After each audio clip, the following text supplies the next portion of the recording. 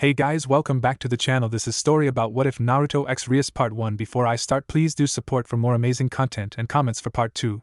Do consider to subscribe my channel and share my video to your friends and check out the description as well. Let's start the video. Koa Academy can be described with an array of different words. That much is true, but the one word that encompasses what this academy was not was the simple word normal. Yes, Koa Academy was far from what regular people would call a normal school. Being an elite all-girls private school, whose recent change in administrations allowed boys to attend this all-prestigious school, Koa Academy became what many would call a paradise for men. How could it not be called a paradise? Majority of the female populace attending this most magnificent academy are beautiful without all doubt. The students' beauty ranges from above average, which by itself were not really that bad, to a level of awe-inspiring, dazzling, blinding beauty of goddess-like proportions unworthy for human eyes. Koa Academy was truly a paradise for all men, pervert and non-pervert alike. Well, at least a paradise for all but one of the few male students studying in this academy. A certain blue-eyed, whiskered, blonde-haired teen of average height yet muscular build, clad in Koa's academy black blazer over an orange shirt, which was matched by black pants and dark blue sneakers, who considered this school as hell. However, there was good reason for his madness. Actually, there was two. The first was the actual existence of the devils who reside within the school disguised as students. And the second? Well, it's too early for this shit, screamed the teen, who was running, or rather in his own words, tactically retreating as fast as he could from a vast approaching army of pubescent girls who dreamed of catching him, knocking him out, dragging him into a dark room, and then raping him to no ends, or at least that's what he thinks they would do when they catch up to him. Yes, this was how he lived his daily life, all thanks to the stupid tenant of his who knew was enjoying every waking moment of this torture. Stupid fox. He swore that massive hate increased the strength of his pheromones just for shit and giggles. Although unknown to him, it was actually his ever-cheerful smile along with his kind, helpful, and upbeat nature that melts the hearts of dozens of women in his wake, much to the hate of the male populace of this school. Now, for some this would be a rather good gift to have, but to him, who was never one to have a good relationship with human women in the past, having only a few who he remotely interacted with, one of which often beat him into a state of coma, while the other was a stuttering mess every time they talked to each other, the gift was, in the words of his old friend Shikamaru, troublesome. Especially troublesome since it attracts no less than majority of the feminine population and rather happy men of Koa Academy. Yes, even the men wanted him, and that scared him to no ends.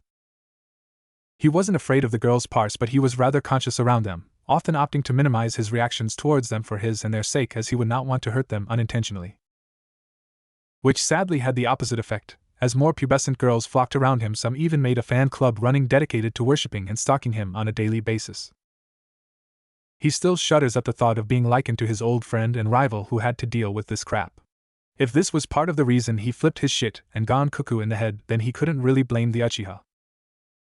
Damn fangirls, especially the yaoi fangirls who brought it upon themselves to pair him up with his friend and fellow blonde Kiba, who ironically wasn't anything like the Kiba of his own world. Most of the girls even went as far as giving him and his friend Kiba titles like Koa Academy's two great gentlemen, in contrast to the two great ladies composed of their senpai Rias Gemri and Akino Himejima, or much to his horror giving them Seme and Yuke titles. Kiba's love of swords and rather friendly personality didn't help at all. However, being generally optimistic, the blonde did view this constant event of running for his life in a positive light. Well, for one, it helped him work out his cardio, and another, he also attracted a horde of men who always go after him for stealing the attention of their crushes, girlfriends, and even wives, which served as good workout for him and his taijutsu. Poor bastards really thought they actually had a chance of landing a hit on him, the great super devil shinobi extraordinaire Naruto Uzumaki. Yeah, he was a devil, though not a pure-blooded one like a certain crimson-haired beauty tea, but rather one of the low-class newly reincarnated devils created through the evil peace system implemented by the newer generation of devils to replenish the large amount of devils lost during the previous wars against the angels and the gods of heaven, those fallen from the grace of God. And finally the devils of the underworld, but that is a story for another time. Back to Naruto, the former #1 unpredictable ninja of Konohagakure turned devil, who was still in the midst of running away from a stampeding crowd of girls. Channeling as much of his power as he could muster within the soles of his feet, the teen came to a sharp turn around the corner of a school building. With only seconds to act, the devil shinobi jumped and hid in his new-found solace and salvation behind one of the several small bushes that lines the garden part of the school's courtyard. Just in the nick of time, as several groups of girls came running past the bushes where he was lucky enough to hide. Breathing rather heavily, the teen wiped a sweat dripping from his brow. God damn it. He started ignoring the shock of pain coursing through his body, an obvious consequence and punishment for devils who dare to utter the name of God. Stupid fangirls are way worse than the Umbu. Even I can outrun those guys. Seriously, screw this, I'd rather fight insane Gaara all over again than have to run through another horde of these fangirls. He carefully took a peek from behind the bush, and saw that there were no signs of any fangirls. Stealthily the blonde exited his hiding spot. Thank God, he whispered as he once more suffered intense pain all over his body as result to muttering the name of God. Not that he minded it at all, because instead of cringing in pain or yelping in anger, the teen just smiled excitedly. Why? Because today was the day for his solo promotion exam. The day where there is a good chance of him advancing through the ranks of a low-class devil to that of a middle-class devil. Personally, he was all jittery and excited since it was like the Chunin exam all over again. Okay, now I just need to get to the clubroom. He's here! Shouted a feminine voice coming from one of my many fans, which was then followed by several Kai-ing. Shit! The blonde cursed as he made a mad dash towards one of the nearby school buildings as the sun continuously shined down upon him. Normally he would be glad to bask in the sun's glory, but stupid devil handicaps caused the light to weaken him to a certain extent. Truth be told, he could easily outrun this group of rabid fangirls if not for the small training weights strapped all over his body, and by small training weights he meant several magical weights that weighed no less than several tons on each of his limb and chest, because he really just had to piss off Sato-chan with one of his inconsiderate babbling when they were working on his body weights. Damn girl was more sadistic than that ankle woman she met back in the Chunin exams. Oh, and add to the fact that his beautiful king has banned him from using his chakra on school grounds because of his hobby of randomly pranking people. Especially those three pervs who reminded him of the Ero Sennin. Not that he hated that three, because like them he too admires the female body, not just to the unhealthy extent that those three show. He could still remember when he stole a bunch of women's underwear and pinned the blame of those three perverts who were caught red-handed with the stash of those lacy garments. Ha ha ha, good times. Now that he thought about it, this trouble with women of all ages may be a form of retribution or karma from his earlier pranks in both this world and the past. Nah, impossible. It's not like some kind of God-insert severe shock of pain that almost made him miss a step and fall prey unto his fans would purposely mess with his life for shit and giggles. The blonde chuckled nervously as he ran inside the school building, plowing his way through several other students who had varying reaction to his presence. The girls were squealing as usual, the guys were glaring at him with intense hatred. Only a select few people, mainly devils hidden in the crowd, gave him a happy nod of acknowledgement accompanied by a kind smile. He ran through the hallways with all his might, evading his rabid fans while giving a wink towards a relatively petite and silent girl with white hair and hazel eyes who was munching on a donut. Ohio Nico-chan. The girl was kind enough to stop mid-bite and nod towards his direction. Ohio Naruto-senpai was the girl's quiet reply as Naruto ran past her, giving her a short rub on her hair before running towards the nearby staircase. Thanks for the training last night, I'll see you later, okay? I'll treat you to ramen if I pass, exclaimed the ever-grinning blonde as he ran up the flight of stairs, leaving behind a small dust cloud on his wake. I'd like that, the girl replied before returning her attention to her snack. What did he mean training last night? Did that bastard just wink on Kaneko-chan? What did he mean see you later? A date? Did he ask her for a date? He called her Nico-chan. Kill that bastard! After him. God damn it! Shouted Naruto, who again was shocked for saying the name of God as he looked behind him too and saw that aside from his fangirls, several men, specifically the undying members of the KKK or Kito Kito Kaneko, a fan club dedicated to the school's #1 mascot Kaneko Tuju, who viewed him as the #1 treat to their beloved's chastity.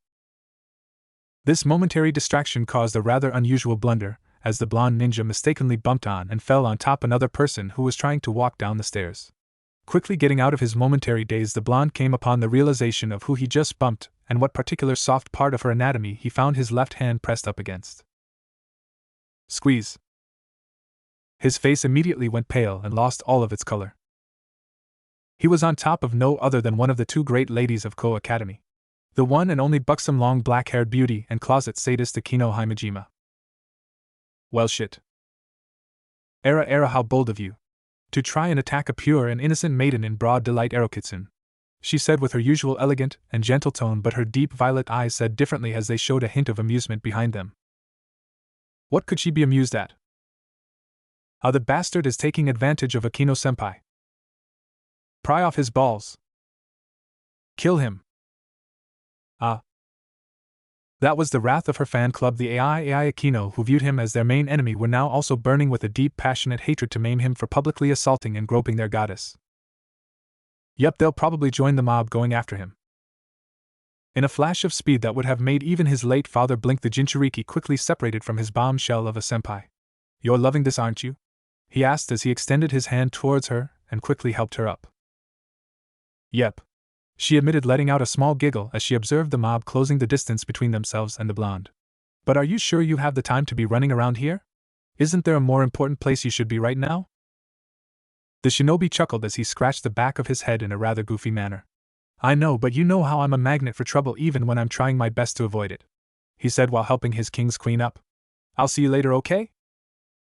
Yes, I'll see you later, Arokitsune. Yeah, see you later, Sato-chan, quipped the blonde in an offhanded way as he ducked down to avoid a dictionary thrown at him by one of the men in the huge mob. Your aim sucks. Aim better next time, Databeo, he shouted before shooting past a rather amused-looking Akino, running up a flight of stairs with renewed vigor. Kaya Naruto-sama is so cool and awesome. Kill him, shouted the male populace as they started pelting the now laughing blonde who kept running away from the mob.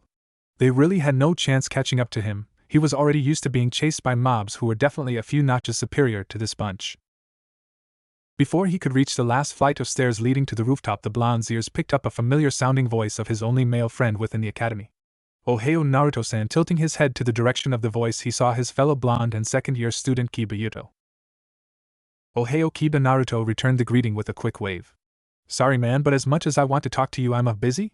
Yeah, let's go with that, busy. Running away from a mob of both girls and guys again? You know me. A light bulb appeared on top of his head. Ano, Kiba, can you help me by getting the attention of the girls? Nope, that wouldn't be nice for them, Naruto-san, kindly replied Yuto with his bishy sparkle and all. Oh come on man, take off your shirt or something. Make them join your fan club and not mine please, I'll even treat you to ramen, Databeo. Kiba tilted his head to the side in a confused way. I have a fan club? Yes, you damned Casanova, Naruto jokingly shouted as he went by Kiba, turning towards the last flight of stairs leading to the rooftop. Kiba chuckled as he waved at the running blonde. Haha, I guess I'll see you later. I wish you luck on your exam, Naruto-san. Thanks man, was Naruto's simple reply as he gave a small wave back at Kiba, before stopping and forcefully kicking open the normally locked door leading to the school's rooftop. Kaya, Naruto-sama. Kaya, did he just talk to Kiba-sama? Kya Narukiba Kyao. I'm fucking not gay, shouted the whiskered devil who ran towards the rooftop, stopping only in front of the steel railings placed around the roof for the sake of protecting students from falling over and most likely suffering a terrible death. We've got him cornered, shouted several voices from the crowd, which were only a few feet away from catching their prey. The very same prey who smirked as he suddenly climbed on top of the steel railings, balancing himself as he turned towards the crowd. This is the day you people will always remember as the day you almost caught Naruto Uzumaki, he boasted out, much to the disbelief of the crowd who believed him to be helpless and cornered. He wouldn't. A certain brown-haired pervert amidst the great crowd muttered out as he realized what the blonde teen was planning. He's not really going to jump, right? He jumped. There was a moment of absolute silence as all present in the rooftop desperately processed what just happened. One of the school's heartthrobs just jumped off the rooftop, possibly killing himself. Hoo-hoo. Hell yeah. Databeo. Or not. Rushing to the school railings, the mob looked down and saw the relatively unharmed and laughing form of Naruto Uzumaki, who was standing in the middle of the school's clearing. It was like he didn't even jump from 5 stories high above the schools. Smiling, the blonde devil turned towards the school rooftop where the groups who were running after him stood dumbfounded with their jaws dropped over the audacity of his actions. That was a good run, but try better next time, okay? He shouted while waving his hand at them before spinning around and running towards his original destination. To anyone else, that entire ordeal could have been described as pure and utter insanity and chaos, but to him, to Naruto Uzumaki, it was nothing but a daily event he had to live with. Truth be told, he'd rather have days like this one and not the ones he experienced as a kid back in his old home of Konoha. He chuckled. Gone were the days of him shouting about promising himself to become the village's Hokage so that he could gain the acknowledgement of his village. Those days were replaced with happy times of hanging around with his new peers who have already acknowledged him for his worth and care little about the demon that he carries. Why should they be alarmed? They were devils after all. It was ironic that the people who he can actually call friends, and not of the type that would cruelly mock him, physically hurt him, or suddenly betray him were, and again his life really has gone through a drastic change because of her. Yes, all because of her. A soft smile made its way to his face as he ran towards the old schoolhouse, slowly reminiscing of his first day in this world along with the events that led to his faithful meeting with his king. A pledge to my king. Flashback. Panic-stricken blue eyes flashed open as Naruto regained consciousness and began to perceive the world around him. A fresh of breath air went into his systems, giving him just enough to wheeze and cough out loudly. He took a deep breath, greedily welcoming the object his body so desperately needed. What in God's name hit me? The blonde slowly rose from where he lay, only to fall as quickly as he rose. He clutched his head as a wave of intense vertigo coursed through his mind, threatening to split and smash its content into pieces. It was the most intense feeling of pain that he has ever felt in his whole life. He screamed in pain before passing out. He eventually regained consciousness once more. This time he did not feel the great pain which previously assailed him, enabling the blonde shinobi to get up from the bed. He did not know where he was, but he was inside a room, a bedroom to be exact, and the most lavish-looking room he has seen in his entire life, despite it looking considerably a tad bit too girlish for his taste. And what the heck were all those posters around the room with the words anime and magical girls written on them? He shook his head. Where the heck am I? He mumbled to himself as he looked around and observed the great purple sky, which showed no hint of being either night or day from outside the rather large window on the opposite side of his bed. As far as he was concerned, the sky was never that dark. The blonde-haired 12-year-old boy placed his hands upon his temples and started rubbing them. Okay, think Naruto, think what the hell happened. He closed his eyes. All he could remember was that he was on a mission to retrieve Sasuke, who he had to fight. The fight itself was a blur to his mind, but he could remember that he and his friend exchanged their strongest attack, meeting head-on before he was enveloped in a large cocoon of pure black miasma that brought him to a place of nothingness, an endless void where in every direction was a mix of iridescent colors. Yeah, it was like he was looked through an infinite kaleidoscope. Oh good, you're awake. Turning his head towards the direction of the voice, the young Uzumaki's felt his jaw slacken. With his cerulean blue eyes wide as plates, he gazed upon the prettiest girl he has seen in his entire life. She looked to be around his age, maybe a year older, with clad in a crimson-colored dress that showed off a bit of her developing curves and assets. Yes, a beautiful crimson-colored dress matched only by the object that entranced him to no ends. Her long hair. It was a shade of beautiful crimson, much like blood, freely flowing down, stopping around her waist. Loose, beautiful crimson strands covered her forehead, and a few strands framed her rather angelic face. Sakura had nothing on this girl. Her blue-green eyes met his cerulean orbs as the two remained silent for a moment. An ephemeral silence that was soon broken by the crimson-haired beauty. Are you okay? I'm well, damn, for the first time in his life he was speechless. The string of words that formed inside his mind couldn't even come out in a string of coherent words. She was that beautiful to his eyes. Realizing that speaking was rather futile, the blonde did what he thought was best to answer her question by simply nodding his head. That's good. She nodded proudly, her hands folded underneath her developing assets, pushing them upwards and making them stand out even more before puffing her chest out. If she was paying close attention to the blonde, then she would have definitely picked up on the massive blush on his face that almost matched the color of her hair. You know, it was really shocking when you just suddenly appeared out of nowhere. My friend here says you literally fell from the sky. Friend? Naruto thought as he finally managed to snap out of his self-induced trance. It was only then that he noticed another presence inside the room. Hiding shyly behind the crimsonette was a very petite white-haired girl who was most likely a few years younger than him. She was wearing a light blue dress that matched her hair, which had two long bangs going past her shoulders and several loose bangs hanging over her forehead. Oh, and she had two cat ears. He actually blinked a few times to make sure that he wasn't just seeing things, but after a few more blinks he indeed spotted two cat ears on the petite girl's head. Pointing at the girl behind the crimson-haired beauty, the blonde without any tact asked, "Are those cat ears?" The white-haired girl hid farther behind the crimsonette. "Yeah, you see, Kaneko-chan here is a yukai." "Huh?" Naruto mumbled out as he nodded dumbly. "And by yukai you mean?" Supernatural monsters often associated with Asian culture. Naruto had an unintelligible expression plastered on his face as his mind worked overdrive. Admittedly, he was far from being the brightest among the shinobi of Konoha, but he was smart enough to come up with a few conclusions on his own. 1.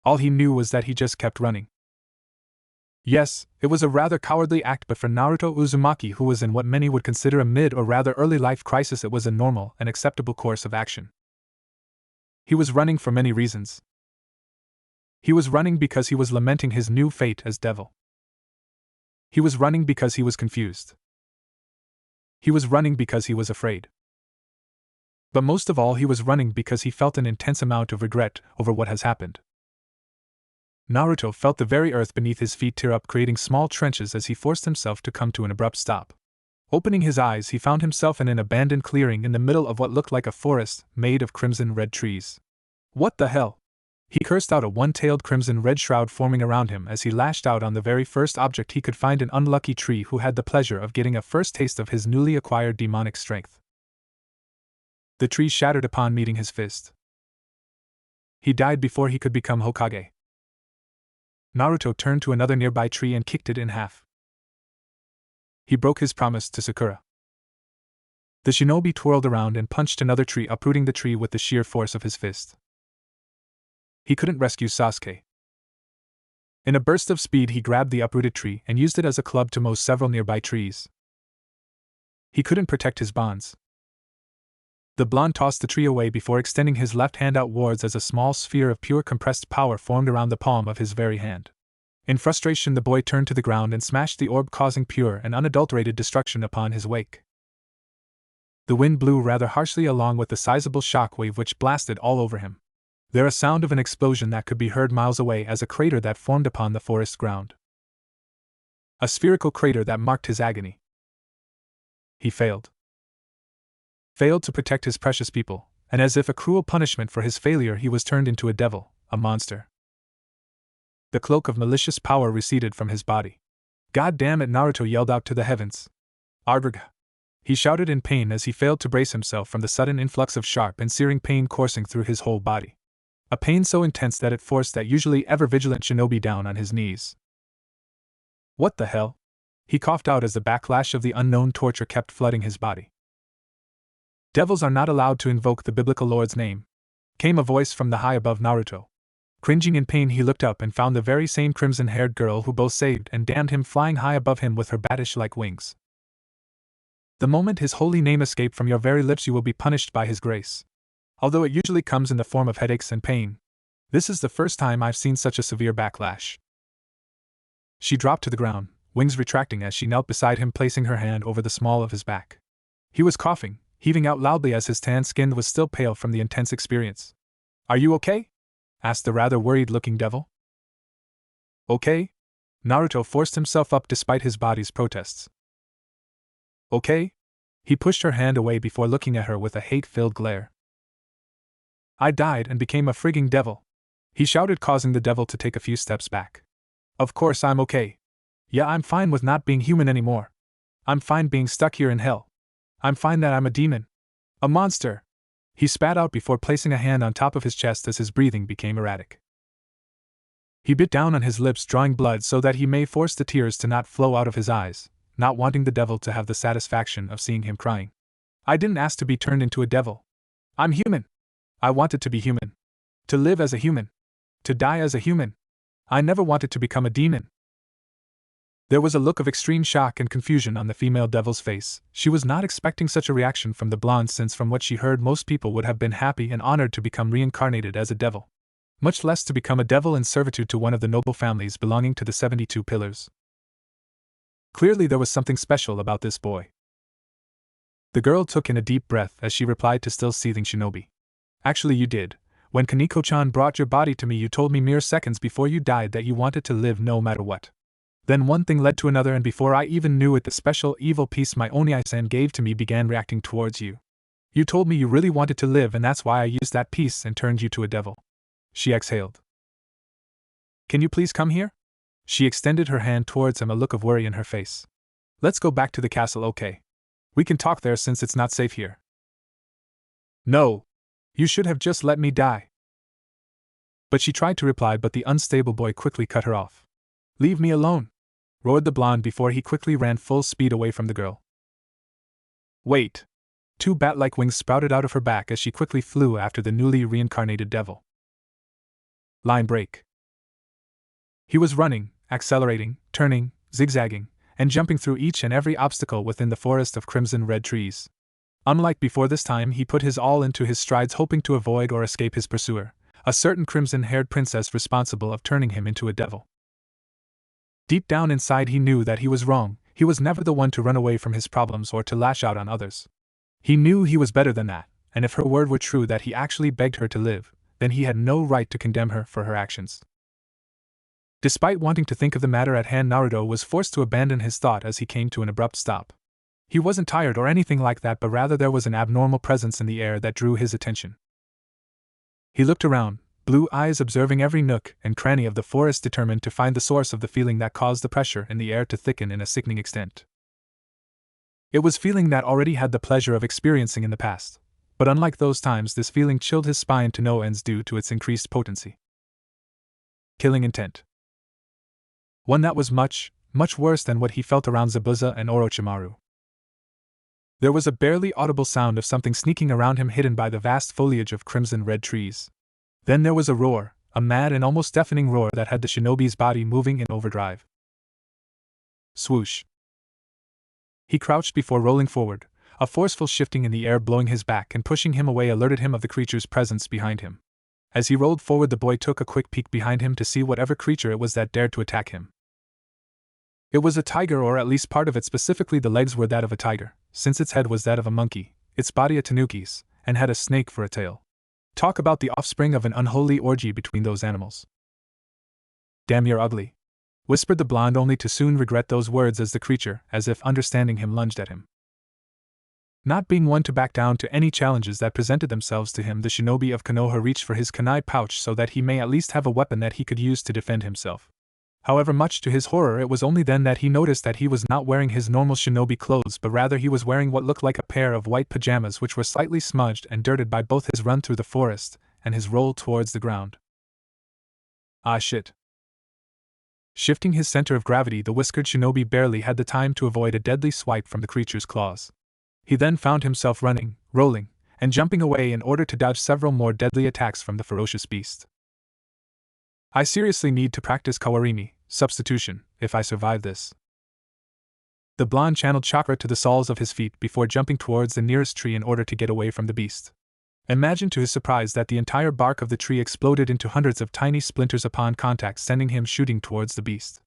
However, in a stroke of luck, Naruto was sent flying towards the creature while it was in mid-leap, allowing him to twist his body the last moment so that his left elbow faced the creature's chest.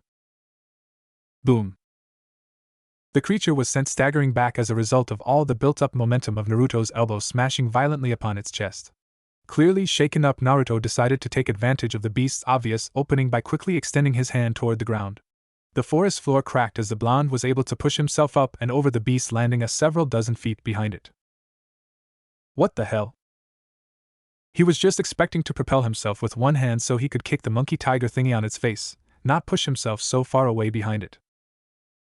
That was way too strong. His eyes widened as he looked at the very hand he used to propel himself.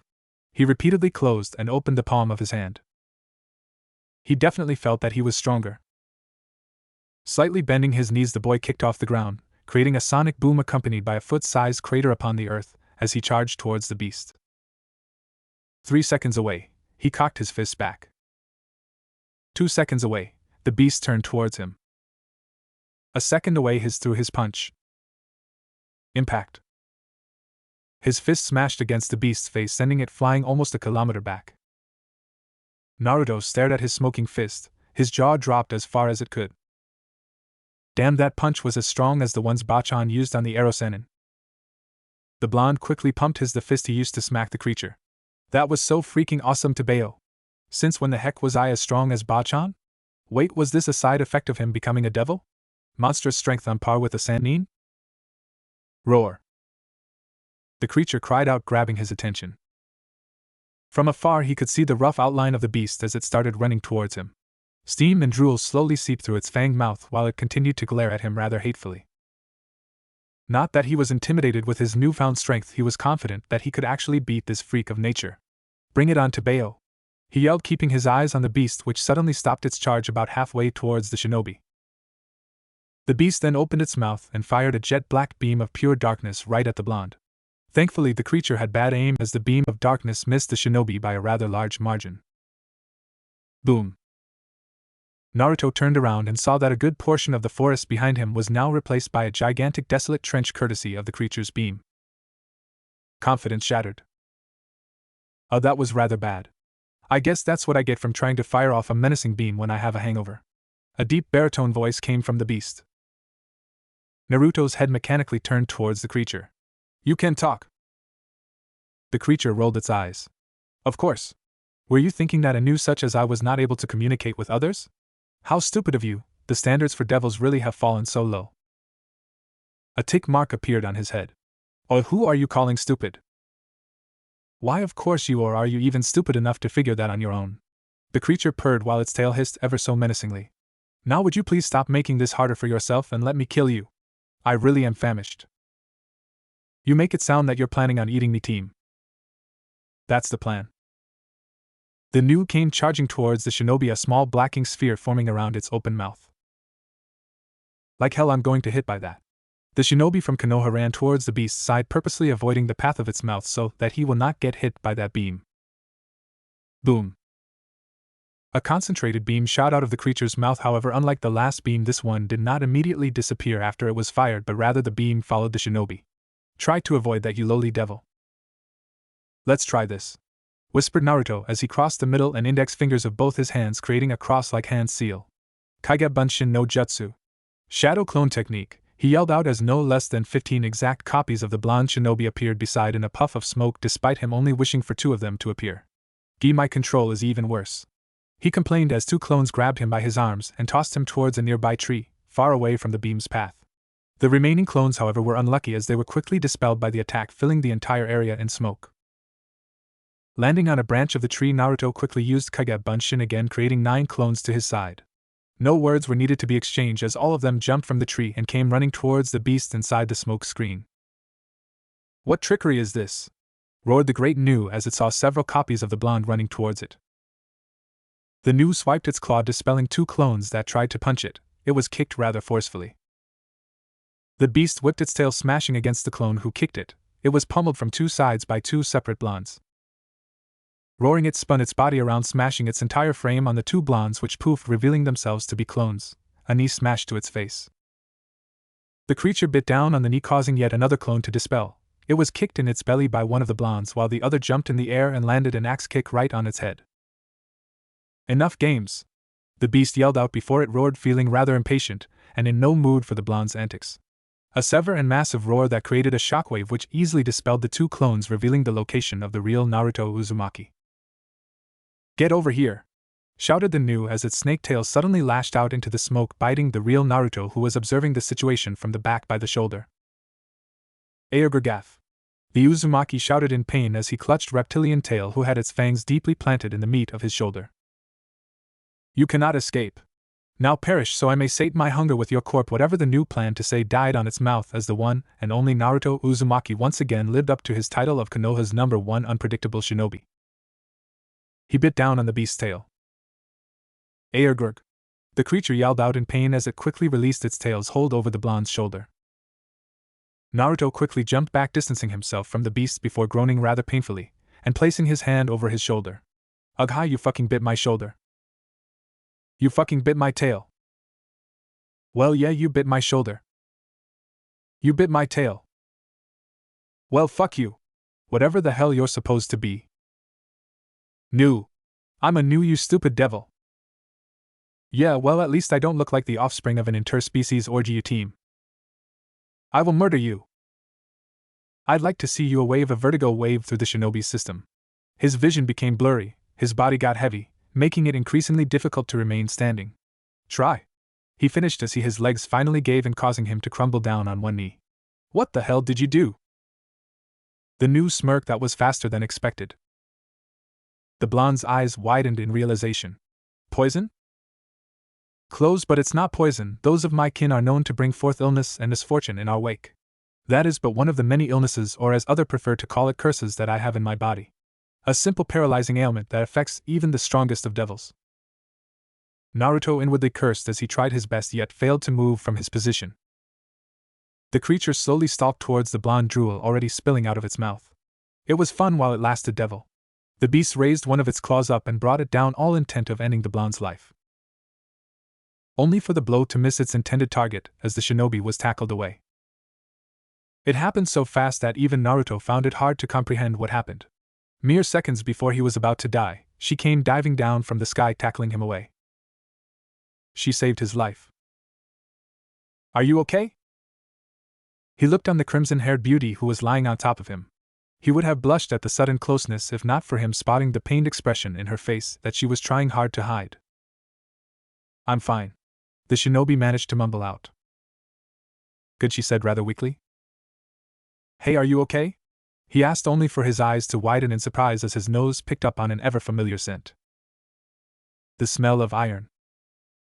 The very same metallic smell which was coming from 3 bleeding gashes on her sides. With the best of his remaining strength, which was inhibited by the curse, the blonde carefully slipped out under her, making sure to be as gentle as possible. Are you okay? He asked, panic evident in his tone. She nodded weakly as she continuously bled out. Having little to no knowledge about first aid, the blonde tried to do as his instincts told him. He ripped the sleeve of his shirt and immediately placed it upon the large gashes in hopes to stop the bleeding. Stupid girl, why did you save me? The girl smiled as she continued trying her best to hide the great pain that dawned upon her. Because that's the job of a king. It's a king's role to protect the members of her peerage. But truthfully, I guess it was because of my mistake for carelessly reviving you. I saw how sad you were, how angry you were. I'm really sorry. Hey, don't apologize. It was my fault. I lashed out at you. So please just hang on. Don't die. He looked over her wound, desperately racking his mind for any possible way he could help her. Damn it, we just met. Why would you do that? Hell, I don't even know your name or anything about you. The girl chuckled weakly. My name is Rias Gremory, a pure-blooded devil from the house of Gremory. I like chess, my family, and the members of my peerage. I don't particularly dislike anything, she stutters, slightly cringing as the pain finally got to overbearing for her, causing her to lose consciousness. Rias! No! Wake up, Rias! The blonde gently shook her body while cradling her within his arms. This was the second time in his life that he cradled someone in his arms. In his mind there flashed another similar memory, a scene of another girl with a large wound upon her chest, laying within his arms as her life faded away. Wahahaha, this must be my lucky day. A pure-blooded demon from one of the 72 pillars? Today shall be a day to remember. A feast beyond what I could have even imagined. The new who Naruto has nearly forgotten roared out as it slowly walked towards Rias. Since I'm in a good mood, let me cut you a deal, brat. I'll let you leave here if you leave her body in your place. Hell, I'll even remove the curse I placed on you. The creature tried to bargain, only for its words to fall on deaf ears. Naruto didn't honor the new with a response. Instead, he just stood up through sheer willpower despite of the curse's effect and got in between the creature and the downfall of the girl, while his spiky hair shadowed over his cerulean blue eyes. So you're going to get in my way? Good. I wasn't planning on letting you go anyways. Bwahahaha, entertain me, you lowly devil. Give me the excitement of hunting you down before I devour you for all you're worth. The creature gloated, not noticing the sudden influx in power around the still silent blonde. Wisps of vile red rose from his body, enveloping him in a warm blood-red 3-tailed fox-like cloak of pure malice and power. The whisker-like marks on his cheeks grew darker, his canines grew longer, his 2 jet-black wings shot out from his back, extending longer and menacingly than before, giving the blonde appearance akin to that of a devil. A true devil. It was the creature's turn to have its confidence shatter into hundreds of pieces as it felt the immense power radiating from the shinobi. The color quickly drained from its face as it felt every fiber of its being yelling at it to run away and get as far away as possible from its earlier prey. What are you? It muttered out in fear as it took a step. The devilish form of the shinobi extended his left hand to his side, palm facing the heavens. What are you? It asked again, unconsciously distancing itself towards the blonde. A vermilion sphere of pure power formed within his hand. What are you? It screamed out. Your death. In a burst of speed, the blonde disappeared from the news vision. Shui Rasengan, Vermilion Rasengan. The beast didn't even have the chance to realize what was happening until the vermilion sphere was smashed against its head, pushing its monkey-like face down towards the ground. Crash. The beast's entire body soon followed its head as its entire body violently smashed against the ground. Grind. Its head was pushed further down to the ground, the sphere of power grinding into its head causing great damage which forced the ground underneath to give in to the attack's power, forming a crater. Boom. Smoke covered the entire area as the sphere exploded upon the Nu's head. Blackish blood and gore flew all over the small crater in the aftermath of the complete obliteration of its head. The Nu was dead, that much was obvious. With its death, the fox-like cloak surrounding the blonde soon vanished. He felt extremely tired, his muscles were sore, his vision was still woozy, all his remaining vigor was drained away after his attack. His body was screaming at him, demanding him to lay down and rest, but he knew there was no time for that. He cringed, pain and exhaustion assailing his body with each step he took as he left the crater in which the headless body of the Nu laid. It took all of his power to walk, approaching the only other being in the forest aside from him. The crimson-haired girl laying silently on the ground. This is going to hurt like hell.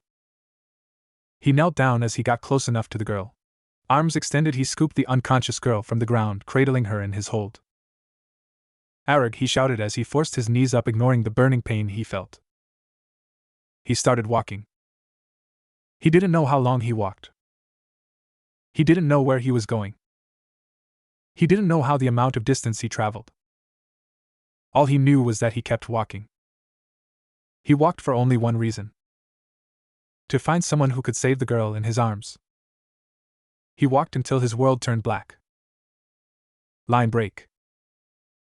He woke up. Although his head was a bit wheezy, the blonde's eyes were able to make out the now familiar sight of the bedroom where he first woke up since he arrived in this world. Ugh! Naruto groaned as he placed his right hand on his head. What happened? The last thing he remembered was carrying the wounded girl in his arms. Wait, girl? Rias! He tried to pull himself out of that bed. Emphasis on try, since the entire left side of his body objected to his simple commands, forcing him to remain plastered down on the bed. Susui, he heard a rather cute and sweet voice. He looked next to him and found that the beautiful crimson-haired devil was sleeping beside him and using him as a pillow. His left arm was resting between her becupped bosom, his left hand was in between her thighs. Oh, and she was stark naked, giving him a luxurious view of her smooth skin and glorious body from her small hops, her long white legs, her thighs, and even her nicely shaped butt. It took all his willpower not to pass out again from excessive blood loss coming out of his nose. He then realized that he too was naked as the day he was born. The blood kept pouring out. Susu. Okay, what happened? Why was he in bed naked with this girl? Wait, was he a man now? Did he have sex with this beautiful devil? Think, Naruto, think. He kept walking, walking down the forest path. His vision was wavering, his body in pain, yet he kept walking, walking until he reached the castle. Any memories past that point were really mushy and blurry. She hugged him tighter, causing his face to turn into an even darker shade of red. Rias? Is it morning already? Rias started wiping her eyes in a rather adorable manner with one hand. Did I wake you up? The girl mumbled out before her eyes quickly opened widely, her head turning towards him. She released hold of his body. You're awake? I thought you'd never wake up. You make it sound like I've slept for days. You've been sleeping for 4 days. It's been that long? Yes, everyone was worried about you. Everyone? Me and Kaneko-chan. Sorry for worrying you. He asked, feeling guilty that he needlessly worried someone. How did we survive? A small blush appeared on the devil's face. Well, Grafia told me that you managed to carry me back to the estate where she healed both of us. Grafia? She's Oni-sama's wife. Oh, and Oni-sama was slightly mad about what happened, so you better watch out if you meet him. Slightly mad was the understatement of the century, as the elder Gremory blew up a large portion of the crimson-colored forest, while promising to himself to make a certain blonde shinobi's life a living hell. Rias. Hi. I'm sorry. You don't need to apologize. I already told you that it was my fault. No, it's not your fault. You were just following my wish. It's just that I had a hard time growing up. He felt no need to lie to her. For a person he just met, he really felt so at ease around her presence. You see, you were half right when you thought I was a yukai. Then you're really a yokai like Kaneko-chan? He shook his head. The thing when I was born, a nine-tailed demon fox, the Kyubi no Yoko, attacked my village. I've heard of kitsunes from Oniai-sama. I heard that they are really strong, some even on par with ultimate-class devils. Yeah, from what the stories told, with but a swing of its tails it made mountains crumble, and caused tsunamis with its mere presence. Hundreds died trying to fight the beast as it continued to lay waste upon the lands. It wasn't until the leader of the village, the fourth Hokage, sacrificed his life to defeat the beast. Did he kill it? That the thing, he couldn't kill it. Then your village was destroyed? No, since he couldn't defeat it, he did the next best thing. He sealed it inside a newborn child, hoping to contain its power. You mean? Naruto nodded as he pointed in his stomach. He sealed it inside me. He chuckled. I had this huge furry demon sealed right here in my belly ever since I was born. Being the intelligent girl that she was, Rias managed to connect that dots. The people of your village found out about your situation. She looked at him sadly. You were made into a scapegoat, a pariah. People blamed all the lost lives to you. You're right. The villagers, they hated me since I was a kid. I was always mobbed by people who hurt me, they punch me, kick me, stab me, burn me. They demanded for my death because to them I was a demon, a devil, a monster. To them, rather than be its cage, its prison, I was treated as if I was the fox reincarnated. I guess being turned into a devil brought up really bad memories, and I kind of overreacted. He looked away from her. So I'm really sorry for snapping at you, it was my fault. A feeling of warmth then suddenly surrounded the blonde. Turning to girl, he was shocked to see her arms firmly placed around his frame. She hugged him. You don't need to worry about anything anymore. What, Ash? I don't care if there's a huge demon stuck in your belly. It's actually kinda cool, it's like having a sacred gear of your own.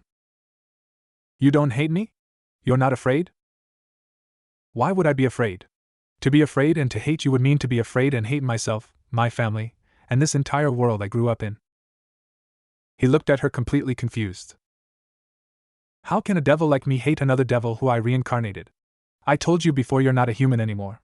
Whatever trouble and pains you experienced as a human are long gone. You are free from the chains that bind you. This is the place where you belong, this is your new home, and this is your new life. A new life? She saved his life, the life of a stranger. Not once but twice she gave him a new life. That was more than anyone has given him throughout his entire life. Such an act of selflessness and kindness from one that is called a devil. He couldn't help but feel tears forming in his eyes. He mumbled out, not knowing what to say, as he was desperate to contain his tears.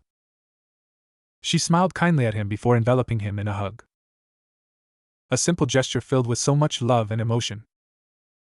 A simple gesture that was stripped away from him since his birth. Yes, that was the first hug he received in his entire life. A hug that broke down the dam and forced the tears he held back to finally fall. Line break. Several hours later, after hours of crying which was followed by an absolute silence, the shinobi from Konoha finally pulled away from the hug. Thank you, Rias-chan. Thank you for your offer, but I'm really sorry. I need to go back to my world. Why? Because I have a promise to keep with my friends. Can't you let this promise go? He shook his head. It's a promise of a lifetime. I don't want to break it. I don't go back on my words, that is my way. He turned towards the ever-beautiful Rias, a small blushing appearing on his face as the light of the moon, or was it sun, in the skies off hell shined down upon the girl, making her even more breathtaking to his eyes. But if I fulfill this promise, then I won't mind coming back here and becoming a devil. She smiled, slowly getting up of the bed, unminding of her naked form as she stood in front of the bed, her back facing the window. Then how about this? You want to return to your world to fulfill your mission, but going through different dimensions is not an easy feat to achieve. You mean there's no way of me getting back to my old world? I never said that. Although it won't be easy, I will help you eventually find a way to get back to your own world if you agree to become a part of my peerage. Be one of my evil pieces, and I swear to you under my name of Rias Gremory that I will help you find a way to get back to your world. That is my promise to you as your new king. She spoke confidently, not a shred of lie or hesitation in her words. What an honest and noble girl. I don't really get what this whole peerage and king thing means, but I guess it's fine. He mumbled before a single light bulb appeared on top of his head. Then since you made a promise with me, it wouldn't be fair if I didn't do the same for you. He stood up from the bed and walked towards her, the moon, or was it the sun, basking the two of them in its blessing. He looked her straight in the eyes, getting lost in its beauty. Now that he thought about it, she didn't even know his name. He stopped a few paces in front of her, giving the girl one of his trademark cheerful smiles. He didn't really know why. It might have just because he got caught up in the heat of the moment, but he just suddenly decided to kneel in front of her in one leg like what those knights did in front of his liege from a story he read in the past. My name is Naruto Uzumaki, proud shinobi of Konoha, Jinchuriki of the Kyubi no Yoko, and now devil. To you Rias Gremory, my new king, I pledge. Flashback end. A pledge to my king. It's been around 4 years since that fateful night, or was it day? 4 gruesome years filled various hijinks, complete with researching for trying to find a way back home, along with trainings from hell handed down by Spartanist teachers, thanks to a certain Mao, which honed both his body and mind so that he may be ready for any peril awaiting him in the future. Yes, it's definitely been a long and hard 4 years for him. But it wasn't just him. As promised, for the past 4 years Rias tried her best to help him get back to his land. The princess called hundreds of favors, wasted lots of resources, and even drove herself to the point of fainting several times just so that they could find anything that could help him get back to his world. Sadly, most of the attempts ended up in failure, even the one attempt which resulted in the two of them dealing with a rather tech-savvy Satan who reasoned that there was simply way too many dimensions and alternate universes in existence to exactly find and pinpoint the shinobi's original world. The man also said that it would take years of him doing nothing but looking through the gaps in order to find Naruto's world, which was something that the Mao wished not to do as his technological genius is needed elsewhere at the time. However, all of that was about to change this very day, because today was a day where he had a chance to take a test that may promote him to a middle-class devil. After almost a year of bugging both Rias and her older brother Surzekas, he was finally given the opportunity to participate in this test. He finally had a chance to get promoted and become an even bigger badass than he already was. That, and being a middle-class devil, means he will have more privileges that may help him with his desperate attempt to get back to his home. Although he would lie if he told anyone that he wasn't excited about the prospect of fighting other devils in this test. Hell, it actually motivated him to do nothing but train for the last month, much to the dismay of many since he often skipped school, club activities, and even work. Stupid Naruto forgetting to send his clones to cover for him. Shaking excitedly, the teen finally stopped running. He smiled as he stood just outside his destination. The doors leading to the Occult Research Club room. Behind this wooden door, his future awaited. With a small smile on his face, the shinobi from Konoha placed his calloused hands upon the door, giving it a light push. The bright light of the sun entered his vision as it shined through a small gap upon the curtained window. He winced at the new stimuli, taking a few seconds to get used to it before he finally saw the only person sitting ever so silently within the club room. Yes, the one who has given her a second chance in life. The one who started him on the path to his newest journey. She looked at him, her blue-green eyes meeting his cerulean blue once more, as she gave him a kind and sincere smile reserved only for those who were close to her. A simple smile which was accompanied by the slight waving of her crimson blood hair already caused a slight hue of red appear on the blonde's face. Ohio Naruto-kun. He grinned, showing his canine-like teeth before returning the kind-hearted gesture back at the crimson-haired devil with a kind and heartwarming smile of his own. Ohio Rias-chan. Mao, you know what you're supposed to call me, Bucho, when we're in the clubroom. Don't want to. Come on, please? Asked the buxom beauty in a rather cute manner that would make most men fold. Sadly, having had prolonged exposure to both the cuteness and sexiness proximity of his longtime king, the blonde has already built up an immunity against her charms, with the exception of her nude attacks, since those tend to work on any men who had a junk and considered themselves straight. Nope. She pouted before turning away from the rather stubborn blonde, completely missing a rather perverted smirk on his face. Fine, Oniai-sen has already contacted me. He said that Grafia will summon you via teleportation spell in a few minutes to take you to your promotion test. I'll be sure to follow later after taking care of a few other businesses I have planned out on. Cool. Make sure you're not late. I don't want you missing out on me kicking serious devil ass.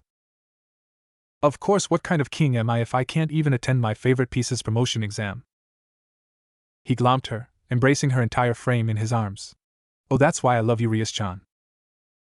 She refrained, eeping out, and smiled for a moment as the blonde continued hugging her to no ends. She just let the ever-cheerful blonde do as he pleased. It's not like she hated it. Her bluish-green eyes trailed along the body the teen built and forged in the vague fires of hell. Despite being hidden underneath his clothes, she knew of the several scars gained through combat that marred the blonde's body. As if sensing some shift in her feeling, fox-like teen conveniently decided to break their hug there and then. She frowned. Gone was her rather childish and cheerful persona, which was replaced by a rather serious one. Naruto. What is Rias? She looked him straight in the eyes, her gaze filled with both confidence at his abilities yet also an underlying concern for his well-being. Are you sure you're ready for this test? You've only been a devil for a while, so there's no fault in delaying this test for a few more years. With his ever-confident smile plastered upon his face, the blonde devil answered confidently. I'm ready as I'll ever be. We both know it. The only way for me to lose this thing is if some freakishly strong devil decides to challenge me into a fight, but what are the chances of that happening? Rias sighed, refraining herself from shaking her head because of her piece's sheer optimism. That's good to hear, Naruto-kun. I know full well that you're capable enough to be a middle-class devil, but whatever you do, don't push yourself too hard. To the eyes of many like myself and Oni-san, you are already a great devil. You can count on me. After today, I'll be a middle-ranking devil so I can help both you and myself, Databeo. Do your best, she whispered as a large magical circle appeared beneath the blonde's feet. You know I will, believe it, yelled the blonde as the circle began expelling a large amount of bright light, signifying the beginning of the transportation spell. I hope you return safely, my shinobi, she whispered as his figure slowly disappeared within the light of the great spell. But before he could fully disappear, the blonde was able to mutter out a sentence that which elicited a kind and sincere smile on the face of Rias. I'll be back soon, my king. A pledge to my king Yendi. Erokitsune, pervert fox. Sato-chan, sadist-chan. A day after his bold proclamation that he will pass his exam and become a proud, badass, and awesome middle-class devil, we find our favorite blonde shinobi in the very same club room. He was laying down on top of one of the club's sofas in a fetal position. Short, incomprehensible grunts could be heard coming from him, while a small black rain cloud hanged above his head. In the same couch beside the shinobi sat none other than the cat-like Kaneko Tujo. The petite girl was busily patting the shinobi's back, trying her best to cheer up the obviously troubled shinobi. It would have been a warm and kind-hearted moment seeing her try to cheer him up if not for the petite girl eating manju while she patted his back with a rather deadpan expression marred on her face. Standing near the couch in total silence was none other than the other members of the occult research club, composed of the blonde Casanova Yudokiba, and the two great ladies of Ko Academy, Akino Himejima and Rias Gremory, all of which were just staring at the petite girl and the very out-of-character Naruto. You, the shinobi grumbled. Kiba decided to break the silence by stating what he most likely thought happened to his friend. So, I'm guessing Naruto-san failed the promotion test? He asked. The crimson-haired Rias sighed as she started rubbing her temples. Yes and no. What do you mean, Bucho? Asked Akino, who was equally curious about what happened to the shinobi. He actually did well enough to pass all the tests, but ended up failing an unexpected challenge. What was the challenge? Asked the demonic sword user. My cousin Sarog Bale challenged Naruto-kun in a fight, Rias stated as she observed a look of shock quickly make its way towards her knight and queen's faces. Kiba's eyes were wide as dinner plates. The strongest youth? Rias nodded. The battle itself was one to be remembered for ages, and Naruto-kun actually held his ground, but eventually Sarog-san managed to defeat him in battle. Although from what I could tell, both of them were holding back. If you guys want to watch it, I'll be sure to buy the recording of the match when it comes out. I want to watch, said Kaneko, while Akino on the other hand had a rather surprised look on her face at the thought of the blonde shinobi going against such a monster like Sarog. Era really, Bucho? That's quite a feat. I didn't expect Erokitsune to be that strong. Fufufu, it seems he's hiding so much from us now these days. He did train for 1 whole month, and I'm sure everyone here knows how insane he trains if he wants to, exclaimed Kiba, who had a first-hand experience of trying one of his fellow blonde's ridiculous training routine. Safe to say he didn't last that long. Kaneko nodded while patting the shinobi in the back. I trained with him. He was holding back so much. Shinobi always hide stuff, sneaky neen. But I don't see that as a problem. I've seen him lose dozens of times in the past. I mean, he always loses every time he fights against Beowulf of Mao-sama's peerage. How is this one defeat affecting him like this? Kiba asked. Rias cringed before sighing once more. Well, he technically already passed and was about to be awarded his new ranking as a devil, but she looked at the still moping blonde and sighed once more. Sarog-san's challenge wasn't exactly part of the test. My cousin just wanted to fight Naruto-kun since Sarog-san found him to be an interesting opponent. But that still wouldn't explain why he is all mopey, Bucho. Let me finish. Kiba-kun. Rias closed her eyes, beautiful bluish-green eyes. Before the challenge, Sarorg-san jokingly said that if Naruto-kun can beat him, then Naruto would be really worthy of his promotion. I see, so basically Ero-Kitsune got his ass kicked, and despite them still awarding him with the title of a middle-class devil, he refused it because he was too stubborn. He probably said something like. She paused for a moment as she tried her best to impersonate the depressed blonde's voice. I promise that I won't become a middle-class devil until I can kick your ass, Databayo. She then tilted her head to the side in a rather adorable manner, while placing one finger beneath her lips. Am I right, Bucho? She asked using her normal voice. Everyone in the room's sweat dropped at her, even the sulking blonde. Rias sighed yes. Sadly, it wasn't after he already said that and left did he only realize that he passed on an opportunity that was being handed to him on a silver platter. Baka Kaniko's deadpan exclamation echoed in the silent room. Mama, no need to put salt to his wounds. But Kiba-senpai, it was what everyone was thinking, replied Kaniko. Foo, she got you there, Kiba-kun. Akino turned to the still sulking Naruto. To pass of the opportunity of gaining the title of knight and increasing in rank, Ero-Kitsune really was being a baka. Must you tease him even further, Akino? Oh? Is Bucho getting overprotective of her beloved shinobi? The vice president of the Occult Research Club. Before Rias could reply to her queen, another unintelligible grunt came from the depressed blonde as the rain clouds on his head got bigger than before. It even started raining and thundering down on him. Bucho, what are we going to do about him? We can't leave him here, it's rather sad to see him like that. That is true, Kiba-kun. She placed her index finger under her chin, adopting a thinking pose. But is there anything we could do to cheer him up? Any suggestions? Maybe I should give him one of my special services to relieve him of stress? Akino suggested.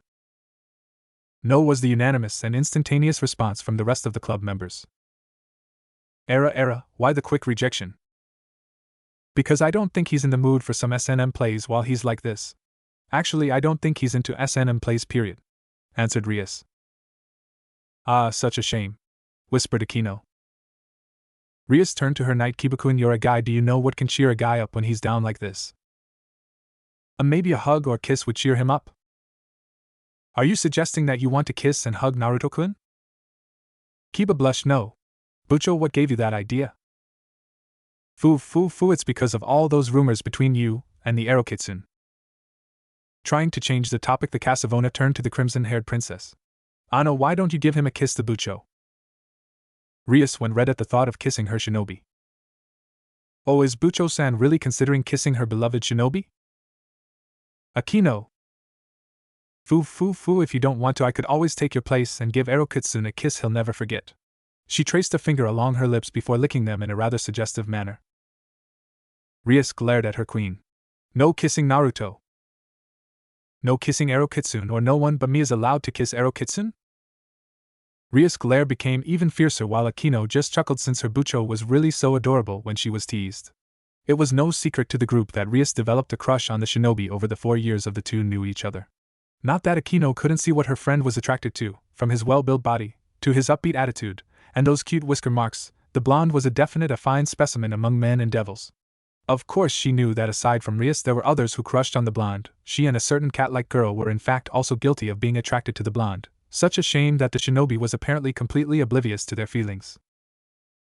Stupid blonde.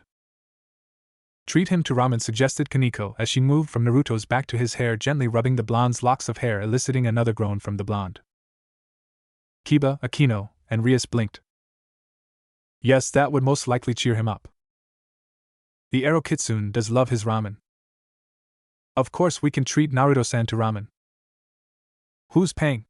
Asked the ever-silent Kaniko, making the other three freeze upon realization that someone needed to pay for the blonde's meal. Even the rich princess of the Gremory clan once found herself down 3 months' worth of allowance after persistently saying that she would pay for his meal. She had learned from her mistakes since then and often refrained from treating the blonde with ramen.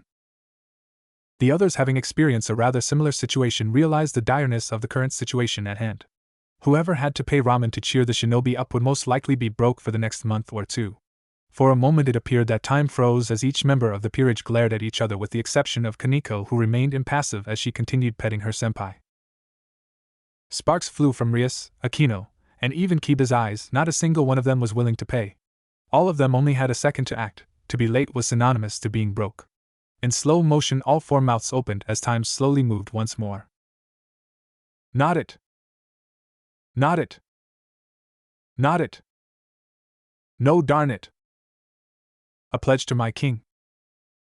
The plan worked like a charm. 99 bowls of ramen equated to one very happy shinobi. Sitting in the stall of the only ramen restaurant in the whole city, the Seishin Ramen, Spirit Ramen, was none other than Naruto Uzumaki, who was busily engulfing his 100th bowl of ramen, much to the frustration of Kiba, who was crying in the corner of the restaurant, while Kaneko patted the knight's back. God, that is some good ramen! The now recharged and ever-cheerful Naruto cheered out. He patted the great ramen void known as his stomach, while ignoring the sudden burst of pain he received from muttering the name of God. I think he faked it. He definitely faked it. He faked being depressed so we would treat him to ramen. I know he did it. I can see it in his eyes. Cried out Kiba, who was slowly dwindling in his own depression. For Mao's sake, how was he even going to afford to pay his rent? I don't think Ero Kitsune has it in him to be so devious, said Akino, who was sitting to the left of Naruto, gracefully eating her own order of shrimp ramen. I agree with Akino. I find it hard that Naruto-kun would try and pull something like that, since it's just not like him, added Rias, who was sitting to the blonde's left, also eating her own order of miso ramen. Yeah, Naruto-senpai isn't like that, whispered Kaneko, who at the moment was on her 5th bowl of kitsune ramen. I guess it's true, admitted Kiba rather dejectedly, although he swore that for a second he saw a mischievous glint in the shinobi's eyes. Must have been a trick of the eye. Slamming his 100th bowl down on the table of the stall, the blonde slightly leaned towards the kitchen. Yusukerji, can you get me another bowl of miso ramen? He yelled out, only to get his response in the form of a ladle that smashed against his face and forced him to fall from his seat. Ouch. What the hell? A slightly tanned man with a lean but muscular frame, wearing a white apron and a chef's hat like Tucci-san, peeked out of the ramen joint's kitchen. He looked to be around his late 20s and had slicked back black hair and brown eyes. You disrespectful brat. How many times have I told you never to call me? Gee, I'm still young. Naruto jumped off the ground and glared at the man. Why the hell are you hitting your customers? You're not a customer. You work here. Hell, you rent the apartment right above this store. It's my day off, so give me some slack. I'm a paying customer today. The older man glared at the blonde. It's not your day off. You've skipped out of work for the last month, brat. Now Yusuke-kun, don't be mean to Naruto-san, came from a woman peeking out of the kitchen just a few paces of the first ramen chef and stall owner. She was a beautiful brunette, a kind and often soft-spoken woman garbed in the same clothes as her husband. Her name was Keiko, and she was one of the nicest person the blonde has met in his entire life. Although behind that calm and sweet facade lied a vicious slap that both Naruto and Yusuke had the displeasure of experiencing when they acted rather stupid. Her slaps aside, Naruto still couldn't believe how such a nice girl married a stupid hothead delinquent. Stop gawking at my wife. The older man smacked Naruto in the head while his wife replaced the empty bowl of ramen with a newly filled one before returning in the kitchen. And you're not paying. Your friend Kiba's the one paying, the man shouted, causing said Casanova of a teen to deflate as his fellow blonde was quick to recover from the blow, and was now attacking his 101st bowl of ramen. Hello, Yusuke-san, was the kind and simple greeting of Rias. Oh, good to see you three beautiful ladies, said the ramen owner as he looked at Kaneko, Rias, and Akino, the first of which was still busy multitasking between eating ramen and trying cheering up Kiba. Fu, Yusuke-san, are you trying to hit on high school students when you're already happily married? Quipped Akino. Haha, just complimenting. Still, I don't see what you guys find in this brat. The owner and head chef of the restaurant placed his delinquent of a worker on a neck lock. A hold the blonde continued to ignore along with the rest of the world, as he kept his undivided attention to his ramen. Ero Kitsune's pretty fun and lively. He doesn't give up. He's kind, helpful, courageous, and would do anything for his friends. Oh, that's a pretty in-depth answer, Rias-san. A glint of mischief appeared on Yusuke's eyes. Is someone perhaps crushing on this worker of mine? A tint of pink appeared on Rias' face. So how is your business, Yusuke-san? She asked, trying to change the topic of the conversation. Seriously, why was everyone teasing her about Naruto-kun? It's great as always. Thought it would be better if the fangirl bait he points at Naruto was here working to increase sales. Aside from that, I also need some extra help around here since a certain someone has skipped out on work for the past month. Hey, I told you I was training, the blonde shouted as he placed down his now empty bowl. A Yusuke-ji, another one. The ramen chef rolled his eyes. Yeah, I know, training for some underworld tournament of some sort. Been there, done that. So did you win? He lost, exclaimed Kaneko, who ordered another bowl of ramen as well. Really? For someone who lost, you don't look really down. Like heck, I'm going to be depressed. As long as I have ramen by my side, I can even kill gods, declared a grinning Naruto. The Occult Research Club barring one, sweat dropped. Yusuke chuckled. Did you at least kick ass? Kicked enough ass that I actually won. I thought you lost? Extra round got my ass kicked pretty bad. So what are you going to do about? Going to train some more so I can kick his ass one day. Yusuke grinned and patted the blonde on his back. Good, get stronger, brat, and who knows, one day you might become strong enough to put up a good fight against me. And I'd definitely kick your ass. I'd like to see you try. A shout came from the kitchen, ending any further banter between the two. Yusuke-kun, more orders. A few asking for deliveries. Hi. I'll be there in a bit. Yusuke shouted back before looking at the blonde shinobi one more time before leaving. Well, I'll see you later, brat. Take the rest of the week off, but starting next week it's back to the daily 8-hour shifts, okay? Yeah, thanks, boss. Quickly replied the shinobi. Rias slightly elbowed the blonde in his sides. You do know who your boss is, right? Yep, he's just another name in my long list of asses to kick on my road to becoming a badass higher-ranking devil. Rias shook her head at her shinobi's flippant attitude. Ero-kitsune really is lucky to have met and befriended such a strong person. Meh, he sells good ramen almost on par on the ramen I eat back home, replied Naruto as he was given another bowl of ramen, which again took up almost all of his attention. He really does love ramen. Akino smiled, eyes glancing towards her king. She shifted slightly from her seat and leaned behind the shinobi to approach her king. Foo, there's your number one rival for his love, Bucho, joked the sadistic queen, causing the crimson-haired princess to narrow her eyes at her longtime friend. Her shinobi really wouldn't choose ramen over a woman's proclamation of love, right? Right. A pledge to my king. After several more bowls of ramen and more tears from Kiba, the Occult Research Club minus Kiba, who already went home lamenting on the fact that he just lost 2 months' worth of rent, walked out of the premises of the ramen restaurant. By then the moon was shining brightly amidst the cloudless night sky. A cold breeze was passing gently through the air, giving a slight feeling of chill to those who stood outside. Naruto smiled. A hand was placed in his slightly enlarged stomach as he bowed at the remaining members of the club. Thanks, guys. You need to thank Kiba-senpai, deadpan Kaneko. I was planning to, but he already left. Foo, you made him cry, Ero-kitsune. How, why did he cry? It was just a few bowls of ramen, right? Rias and Akino's sweat dropped while they simultaneously thought, how is 150 bowls of ramen few? Kiba-senpai is broke, answered the white-haired Yukai. Why? You ate too much ramen that he paid for. Then to pay him back, I'll treat him to ramen next time, Databayo. I think Kiba-san wouldn't want to be near ramen anytime soon, Naruto-kun, said the crimson-haired princess as she folded her arms underneath her chest, pushing them up and making them stand out even more. Naruto, next time be sure to think before you act. I don't want something like this happening anytime soon. I know you're strong, but fighting someone as strong as my cousin was reckless, bordering insane.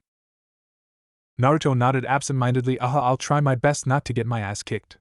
He then looked at the sky and noticed that it was getting a bit late. Do you girls want me to walk the three of you home? He asked. The sadist placed her left hand over her mouth. Foo, planning on taking advantage of us while walking us home, you Ero-kitsune? No, actually, walking you home is not a way to protect you, but rather a way I can save the lives of the people who are stupid enough to try and have their way with you three, quipped the shinobi. Rias actually chuckled at Naruto's remark. Protecting them and not us, has my shinobi abandoned his king to the hands of the deviants that lurk the night? I know full well that you two are strong enough to fend anything barring a high-ranking devil or a flock of fallen angel. Plus I trust your abilities just as much as I trust my king. Oh my! Such complete and honest trust in our skills. Foo, you're making me blush, Ero-kitsune. The queen quickly moved behind the blonde and enveloped him in a tight hug. Maybe I should show you just how able I am, Kitsune-kun, she added rather suggestively as she pressed her assets against his back while tracing a finger along the shinobi's chest. Oh, and she wasn't wearing a bra. How did he know? Well, let's just say there were 2 hard objects from those mounds poking him from the back. He blushed almost immediately because of the sudden contact. What are you doing? Ero Kitsune is really cute when he blushes. She chuckled lightly while further pressing her chest against the blonde's back. She really loved teasing the shinobi and to an extent her king, who was pouting rather cutely while also glaring daggers at her. Keeping a rather sly smile on her face, Akino turned to Rias. Era, is Bucho getting jealous? Rias' glare intensified while Kaneko remained mostly impassive, although if one were to look carefully the normally stoic girl's eyebrows were twitching. You could always join us if you wanted, suggested the devil with a rather seductive tone. Having had enough of her queen's teasing, Rias placed her hand on the sadist's shoulder, while a small tick mark appeared on her forehead. You've had enough fun today, right, Akino-chan? Era, I don't know what you mean. She tried to act rather innocently while letting go of the still blushing blonde. It's getting late, I think it's time we go, right, Akino-chan? Rias asked in rather sweet tone that barely hid her displeasure from her friend's actions. Kaneko-chan, do you wish to teleport home? I live nearby, I'll just walk. Naruto snapped out of his appay-induced daze upon hearing the petite girl's words. Don't worry about Kaneko-chan, I'll walk her home. Akino slightly bowed, then good night, Kitsune-kun, Kaneko-chan. Good night as well, Naruto-san, Kaneko-chan, said the crimson-haired princess of Ruin before a red circle made of various symbols holding the insignia of the Gremry clan appeared beneath her and Akino's feet. Not even a second later, a flash of blinding red light surrounded the two.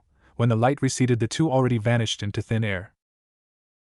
That was interesting, muttered the blonde, referring to the experience of Akino being clingy once more. She's been doing that a lot lately to tease him.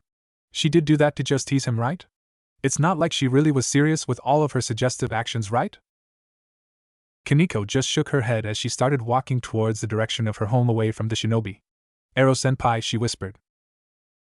Apparently having picked up on the insult, the shinobi quickly apologized. Sorry about that, Nico-chan. Senpai is being more Ero these days. Do you hate me for being Ero? No, she slowly snapped her head towards him. But I hate it when Senpai acts like a baka. Sorry for being baka, Nico-chan. As a sign of apology, the blonde shinobi's hand extended towards the white-haired girl's head. He placed his hand atop her head, his fingers moving ever so slowly to the place he knew where her ears were kept hidden. With an almost practiced motion, the blonde rubbed the spot with soft and long strides. The petite girl immediately went putty in his hands. It wasn't the first time he rubbed the girl's head, since over the past 4 years this simple gesture became his way of apologizing to the young cat Yukai every time he did something stupid. Considering who he was and how immature he was back then, it was safe to say that he almost petted the girl like this on a daily basis. Why did you have to fight him? She asked in between her soft purrs. Because he challenged me to a fight. Why? She asked once more, asking for a deeper meaning for his actions. Do you really want to know? She nodded. He sighed before pulling his hands away from her head, much to the girl's frustration. It was because he reminded me of 2 people in my life. One was an old friend of mine who I actually admire and wanted to fight before I got stuck in this world. She nodded. And the other? He reminded me of myself. How? She asked curiously. Secret, he answered rather playfully. The cat-like girl puffed her cheeks. I'll tell you another time, Kaneko-chan. She pouted slightly but allowed him to drop the subject since he didn't seem to want to answer the question. Then are you okay now? Yeah, that meal managed to get me out of my funk. Was it really that bad? I gave it as much as I could without relying on its power, and I still got my ass kicked. Really strong? Kaneko asked. Stronger than all of us combined at the moment, admitted the slightly grinning shinobi, who was already in the midst of thinking about his epic rematch against the heir to the Bale family. What will you do now? I guess I'll train even more until one day I can beat him. Why? You know why. He smiled. I never give up. I never go back on my promises. I promised to kick his ass one day, and I will do just that. He chuckled, scratching the back of his head. She really loved that part of her senpai. The unwavering and unshakable will that never gives up. Can I still help train you? Naruto nodded as he recalled that she was the one who he trained with the most for the past month. That would be nice. Then can I stay with you tonight? Kaneko suddenly asked, making the blonde shinobi almost lose a step and fall face first on the ground. Seriously, what was up with all of his female friends? Why would you want to do that, Nico-chan? He asked, surprise clear in the tone of his voice. Help you train more tonight. I thought you meant something else. Ero-senpai. Hey, don't blame me, you were the one who suggested to stay in my place. A mischievous smirk marred his face. Or did you really want to do it? My, is Nico-chan in heat? The tint of pink in the yokai's face became more vibrant as she heard her senpai's perverse question. Not knowing how to answer, the petite girl did the next best thing she could think of. She punched him in the shoulder, sending him skidding back a few feet away. Normally that punch would have broken someone's arm, but her senpai really was far from normal. Sorry Nico-chan, I just couldn't resist. Baka-senpai, she puffed her cheeks in a rather indignant manner. Why can't I stay? I'm going to be a bit busy tonight, answered Naruto. Training? Yep, I'm just training and doing some homework since I've missed out on a lot during the last month. Then why can't I train with you? Not physical, more on spiritual, like meditating. Using chakra? You know it. You use chakra weirdly? Naruto chuckled. It's not my fault that no one here thought of using chakra to fire out super awesome wind and lightning jutsus. Still weird, Kaneko replied in her usual deadpan way. Well, sorry for being weird then. Are you training in senjutsu? The girl asked out of nowhere. No, Naruto shook his head. I know you taught me the concept of senjutsu, but I'd rather not try to use it now. Not when the very person who was trying to teach it to me has trouble using it. Promise? Her hazel eyes gazed upon her senpai, the moonlight bathing his figure in all its glory. His blue eyes were shining amidst the darkness of the night, making those beautiful and alluring blue orbs stand out. The Nikomata, she felt a slight tug in her heart. For some reason her senpai felt more breathtaking than usual. Yes, you can count on me, answered the ever-smiling blonde shinobi. I promise you that I won't attempt to use senjutsu until you're comfortable with it, okay? His hands reached for her head as he gently ruffled her hair, once more eliciting another soft purr from the petite Nikomata. Her hazel eyes gazed upon her senpai, the moonlight bathing his figure in all its glory. His blue eyes were shining amidst the darkness of the night, making those beautiful and alluring blue orbs stand out. The Nikomata, she felt a slight tug in her heart. For some reason her senpai felt more breathtaking than usual. Thank you, she whispered as she broke from his hand before increasing her pace, desperate to get ahead of the blonde so that he may not see the growing blush on her face. No problem, anything for you, Nico-chan, replied Naruto as he tucked his hands inside the pockets of his pants while he slowly walked a few steps behind the speeding Nico. Before the two even noticed it, they were already on top an overpass only minutes away from the petite yokai's apartment. After passing the halfway point of the overpass, the young Nikomata stopped walking before turning towards her senpai, who was still walking behind her. I can walk from here. Are you sure? We're only a few minutes away from your house and I don't mind walking you full way. She shook her head. I don't want to get in the way of your training, senpai. The petite girl took a few steps towards him, extending her arms to envelop his bigger frame in a small hug. A hug that he kindly returned. Good night, Naruto-senpai, she whispered, releasing her hold upon the blonde before turning around and resuming her walk towards her home. Good night to you, Toshiro-chan, replied Naruto, a small smile tugging the side of his lips as he watched her retreating figure disappear towards the other side of the overpass, vanishing into the darkness of the beautiful night. With the small smile still plastered upon his face, the blonde turned around and made his way back his home. A pledge to my king. Opening the door to his room, the teen was welcomed to the ever-familiar sight of the place he has the pleasure of renting out for the past few years. It was a simple, decently sized room with various magical symbols scribbled around its wall. The room had a small kitchen, a closet with all his clothes, a bathroom that doubled as the laundry room. There was also a desk for studying which stood on the far corner of the room. Beside it was a bookshelf filled with various books, manga, and the blonde's secret stash, which was carefully hidden inside the books. Opposite to the desk was none other than a comfortable bed that stood beside a window and was located to the far left of a large flat-screen TV connected to a gaming console that he brought from the underworld, which was basically the bastardized child of the three major gaming system of the human world. Yeah, a really simple room.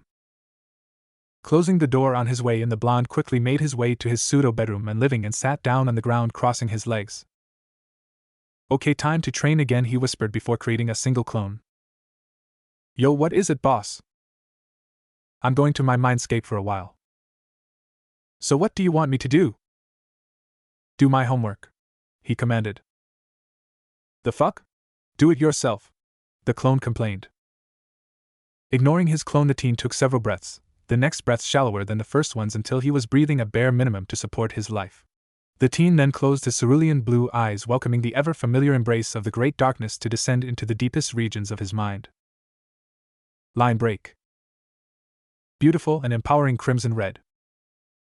That was the first color his eyes perceived as they slowly opened and revealed unto him the representation of his mind taking the shape of the ever-vibrant crimson forest of the underworld. He had no idea how his mindscape changed from that of an old sewer to such a wonderful forest, but then again he wasn't one to complain. To him this was definitely better than what it looked like before. Definitely an upgrade from the sewer-like mindscape that he had in the past. The forest in itself was very similar to that of the one he first gazed upon during his early days in the underworld. Trees with crimson leaves extended as far as the eyes could see, creating the image of a sea of pure exhilarating red. However, his mindscape was not 100% replica of that forest. Instead, there was one small variation. The blonde smiled fondly as he was the form of a small clearing from afar. It was a simple piece of land surrounded by a patch of red trees. In the middle of the clearing stood 3 stumps which were lined side by side, forming what looked like a replica of his old training grounds. For a moment memories of his past life flashed through his mind. He could see a younger version of him tied in one of those stumps, being offered food by both Sasuke and Sakura. Those were the days. Too bad Sasuke had to ruin it all by betraying Konoha. Naruto quickly shook his head. It wasn't the time to think about them. No time to dwell in the past. He told himself, giving the training ground one last glance before moving away. He had a certain fur ball of a tenant to find. The shinobi walked silently through the wide expanse of the eternal crimson forest. His soft footstep clashing against the hardened earth was the only sound that can be heard from a distance. He did not know how much time passed, but the devil finally managed to reach a certain clearing, this one eerily similar to the place where his king tried to convince him to return with her in the past.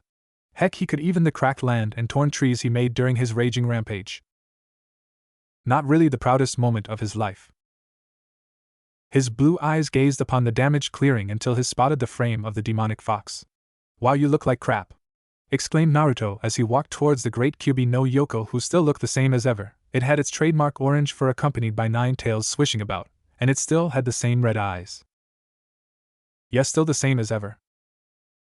Well, the same, aside from the fact that the great Kyubi was now just the size of a small common house dog. A really small house dog who at that moment looked snappish as it continued to glare at him with its bloodshot eyes. "Screw you, brat. Sorry, I don't swing that in whatever way a chakra beast/demon/devil/fox like you swings. Just tell me why you're here, then get out. I need some sleep."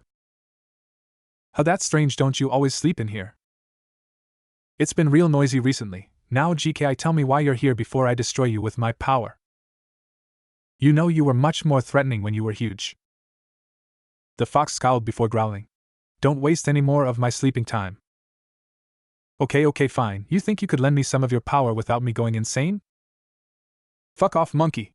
I already willingly give you a small piece of my almighty greatness, yet you still continue to wish for more. Greedy monkey, learn your place. So is that a maybe?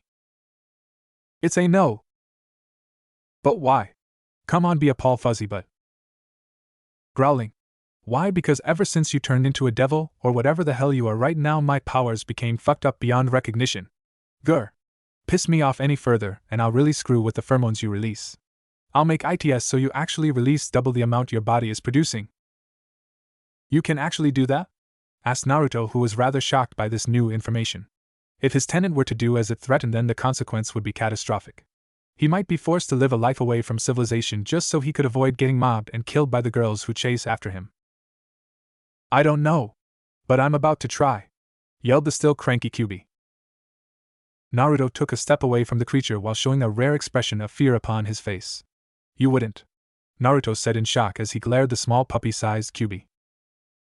If you keep pissing me off any further, then I wouldn't mess with Naruto's body, isn't that right, Kyubi-san? Cut in a new voice coming from the forest opposite of Naruto and the Kyubi. Yuji Chichichi again, grumbled the Kyubi as it glared at the presence of the two newcomers. The first was boy, who looked a few years younger than the other blonde. The boy was clad in a white jacket with matching pants. This boy bore a striking resemblance to its prison as seen through the boy's blue eyes and blonde spiky hair.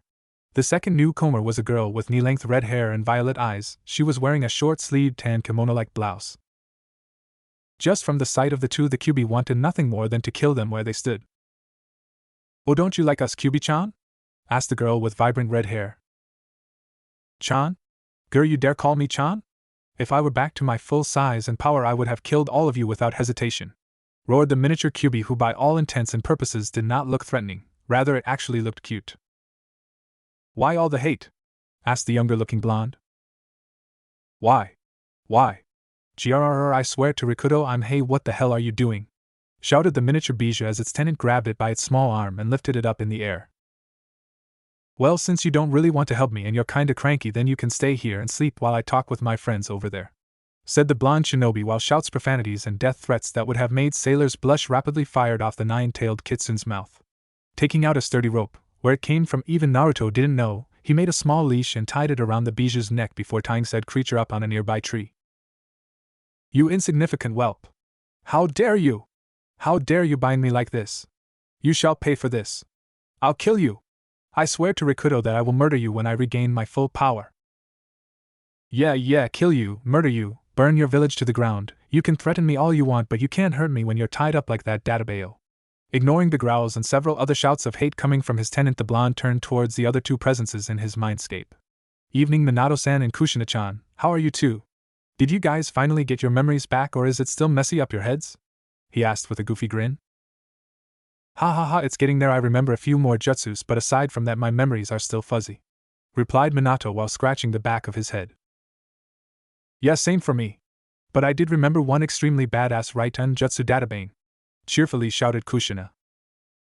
Oh? Really? Can I see?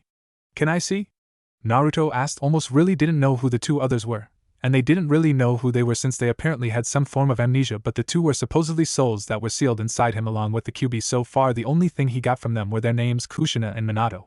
He had no idea why they were stuck inside him in the first place, but he wasn't one to complain since the two of them were pretty nice and cool to hang around with. Heck, they even helped him learn a few jutsus that they still remembered. Freaking deadly futon jutsu from Minato and kick-ass right-on jutsu from Kushina has made his life as a devil and shinobi way better than it was before. Just watch, the redhead boldly proclaimed as she started going through several hand seals. She finished with a ram seal which caused sparks of bluish-white lightning to surround the girl in the form of a dazzling sparking cloak with 9 shocking tails. Not even a second later the redhead extended her hands towards a nearby tree while still holding the ram seal, which generated the form of a large roaring fox of pure lightning that soared through the air and crashed against the forestry, destroying and burning several trees before eventually fading out of existence. Naruto's jaw dropped almost immediately while Minato let out an impressed whistle. Wahahaha, it's awesome, right? The redhead laughed triumphantly while placing her hands on her waist. Wow, that was badass. What's it called? Asked Naruto, who was in awe at the jutsu's destructive capabilities. It was definitely a move that he wanted to learn. She grinned proudly before pumping one of her fists up in the air. I don't know. The two men face planted. I just remember how to do it, but I don't know what it's called. From the ground Naruto looked up towards the smiling Kushina. Can you teach it to me? He asked. The red-headed girl puffed her chest out. Of course not. I teach it to you because I don't know how it works. My body just remembered how to do it. Heck, I don't even remember the basic concept of the technique, I just did it unconsciously, Databane. Then why are you acting so proudly? The two still face-planted blondes thought. It's really too bad that the most you two can teach me here are the hand seals and the basic concept behind these techniques if you could remember them, but then again you two have given me great ideas, said the still face-planted Naruto. No problem, I'm glad that we could help, muttered Minato. Kushina crossed her arms around her still developing bosom. It's the least we could do so we don't have to pay rent.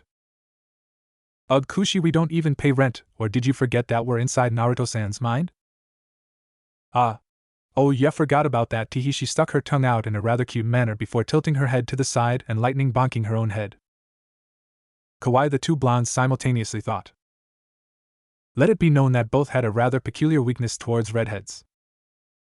Naruto, managing to recover first from the redhead's cuteness proximity, turned to his fellow blonde. Also, is there any way to make that Horatian thingy you've been talking about and trying to teach me the last few months any simpler? I mean, I tried experimenting on it a bit, but it was really a pain in the ass. Hehe, sorry about that, Naruto, but if I had my full notes I'd show them to you since I know they could help you out even more, apologized the other blonde. Kushina snickered, catching the attention of the two blondes. It's because Minakuin is a nerd and us normal folk can't understand his gibberish. A tick mark appeared on his fellow blonde's head. Hey, I'm not a nerd, he quickly protested while getting up from the ground. The red-haired girl grinned, pointing one of her fingers to the boy's face. Yes, you are, you girly boy. No, I'm not, you Tamba, roared the rather ticked-off looking girly-looking blonde. It was Kushina's turn to have a tick mark appear on her head. Flimsy, she shouted. Tomato, Minato shouted back as he glared at the red-haired girl, sparks of electricity appearing between their heated gazes. Well, thanks for the show, but I think it's time for me to go. I'll see you two and the fox next time, whispered Naruto, who by then already stood up and quickly distanced himself from the two bickering teens. He didn't really know why, but he never really wanted to see an argument between his two tenants. It just felt really uncomfortable for him to see the two fighting for some reason. That, and he really didn't want to see the blonde get his ass handed to him by the red-haired girl as he'd seen so in the past. He still shudders how it sadly mirrored his old relationship with Sakura. The shinobi took one more glance at his other tenants before shaking his head at their continued bickering and departing from his mindscape, leaving behind the two teenagers who were still glaring at each other. A few minutes of intense glaring later, Minato finally broke his glare from the red-haired beauty. So Kushi-chan want to make out? He suddenly asked. The redhead girl's eyes widened for a moment before she let out a cute giggle, a small blush appearing on her face. I thought you'd never asked Minaku-in, replied the girl as she inched closer towards the spiky-haired blonde. From afar, the great Kyubi no Yoko, now reduced to the size of a mere house dog, placed its paws over its ears to block out the sounds coming from the two hormonal teenage versions of the people responsible for majority of its misfortune, including its recent lack of recent sleep with all the noises the two were constantly making. I fucking hate you monkeys, it muttered under its breath while swearing revenge upon them all. Line break. A tick mark immediately appeared on Naruto's head as he returned to the real world after his rather fruitless session of talking with the residents of his mind. The fuck are you doing? He blurted out as he watched his clone picking its nose while laying down on his bed in a rather lazy manner. Reading, said the clone, who pointed at the magazine sprawled out on top of the bed. And what are you reading? The clone lifted up the magazine and showed Naruto the cover, which had a smoking hot redhead woman clad in a rather skimpy lingerie. Porn.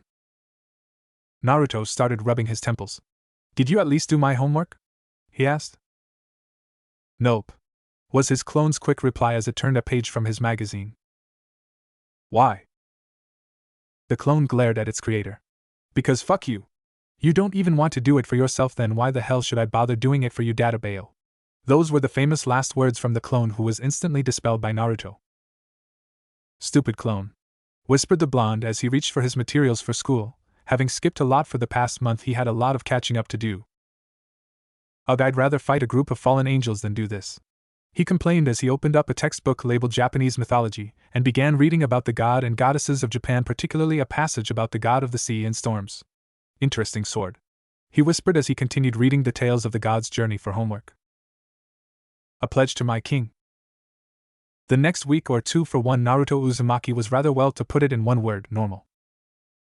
Most of his time was spent doing rather menial tasks such as training both his body and mind, doing schoolwork, running from the different mobs, screaming at a certain member of said mob to get his stomach stabbed by a spear in response to a comment that the blonde should get a hand pierced through his chest, beating the crap out of all the haters who wanted to maul him, distributing his devil contracts on streets using his clones, working in the ramen restaurant, secretly eating ramen from said restaurant, getting chased by a rather pissed-off owner of said restaurant after being found guilty of secretly eating the store's ramen, getting blown away by a demonic ray gun from said restaurant ramen shop owner. To some this may sound like an insane week, but for one Naruto Uzumaki it was relatively normal when compared to the other thrilling stuff he's done throughout his life. Although the week was not entirely that boring, as it did have certain highlights as seen through the times the blonde shinobi spent with the other members of the Occult Research Club. Without having to train 24/7 for his middle promotion exam, the blonde shinobi managed to spend more quality time with the other members. He and Rias divided their time between talking about several topics such as the current ongoing around the different realms, while also talking about the newest anime shows that were currently trending, both the human world and the devil world, along with playing chess, a game which Naruto hated because he thought it was boring beyond hell, but he bared with it since his king always enjoyed playing a game or 2 or 20 against him. With Akino, the teen spent most of his time with her, blushing furiously as she often teased him with her body, much to his king's displeasure. But aside from that, the two of them spent some time training in magic, or as Naruto vehemently called it, jutsus, since the two of them had a similarity in elements, as they both could use and control lightning. He still had the marks from some of her accidental lightning bolts that sometimes hit too close for comfort. In the case of Kiba, the shinobi spent his time actually working with his fellow blonde in his workplace. The swordsman was hired as a temporary part-time worker for the restaurant until more help could be hired. He tried asking Kiba what his fellow blonde needed the money for, to which Kiba replied with a sad and almost hopeless tone, saying it was for the rent. When he asked why he needed it for the rent, he could have sworn that for a moment the usually kind, gentle, and cheerful swordman wanted to choke him to death. What a funny guy. As promised, he and Kaneko trained and honed their bodies for countless hours through relatively insane means. To up his training, Naruto tried multiplying all the heaviness of all the weights strapped around his body tenfold, which definitely was not his brightest idea, as the petite cat-like girl chuckled at seeing him sprawled on the ground like a bug. Well, at least she was pretty cute when she laughed. That made the experience way better for him than it should have been. In hindsight, Naruto should have been more appreciative and joyful of these days. But alas, there was no way for him to know that these days were quickly dwindling away. In the future, he will beg even the gods for days like these. The soon-to-be seldom-seen normal days. A pledge to my king. This night marked the beginning of the end. It was already the middle of the night, the streets relatively empty as the people of the earth enjoyed the warmth given to them by the solace and safety of their homes. After a generally uneventful day spent by lounging around the Occult Research Club Room 1, Naruto Uzumaki could be found happily walking down the empty streets with a small plastic bag in hand. By the large smile on the blonde's face, it could be assumed that the contents of said bag must be precious, as every now and then the blonde took a peek in its contents and giggled ever so lightly. Now, if most people were to see this, they would assume that the contents of the bag was of the perverted nature that a certain brown-haired boy or a certain perverted sage from another would most certainly enjoy, but that was far from the truth. "I've finally gotten it," he whispered happily as peeked in the bag. "It took me a while because of all the stuff that happened, really, but I finally got it." Placing one hand inside the bag, the teen quickly pulled out its contents, a Blu-ray box set that showed the picture of a crimson-red mechanical robot with what looked like a pair of glasses strapped upon its chest. It was a limited edition Blu-ray box set of the one anime show that everyone in his school was talking about. Now, he was by no means an otaku, but it became a sort of hobby for him to watch and collect CDs of this things called anime.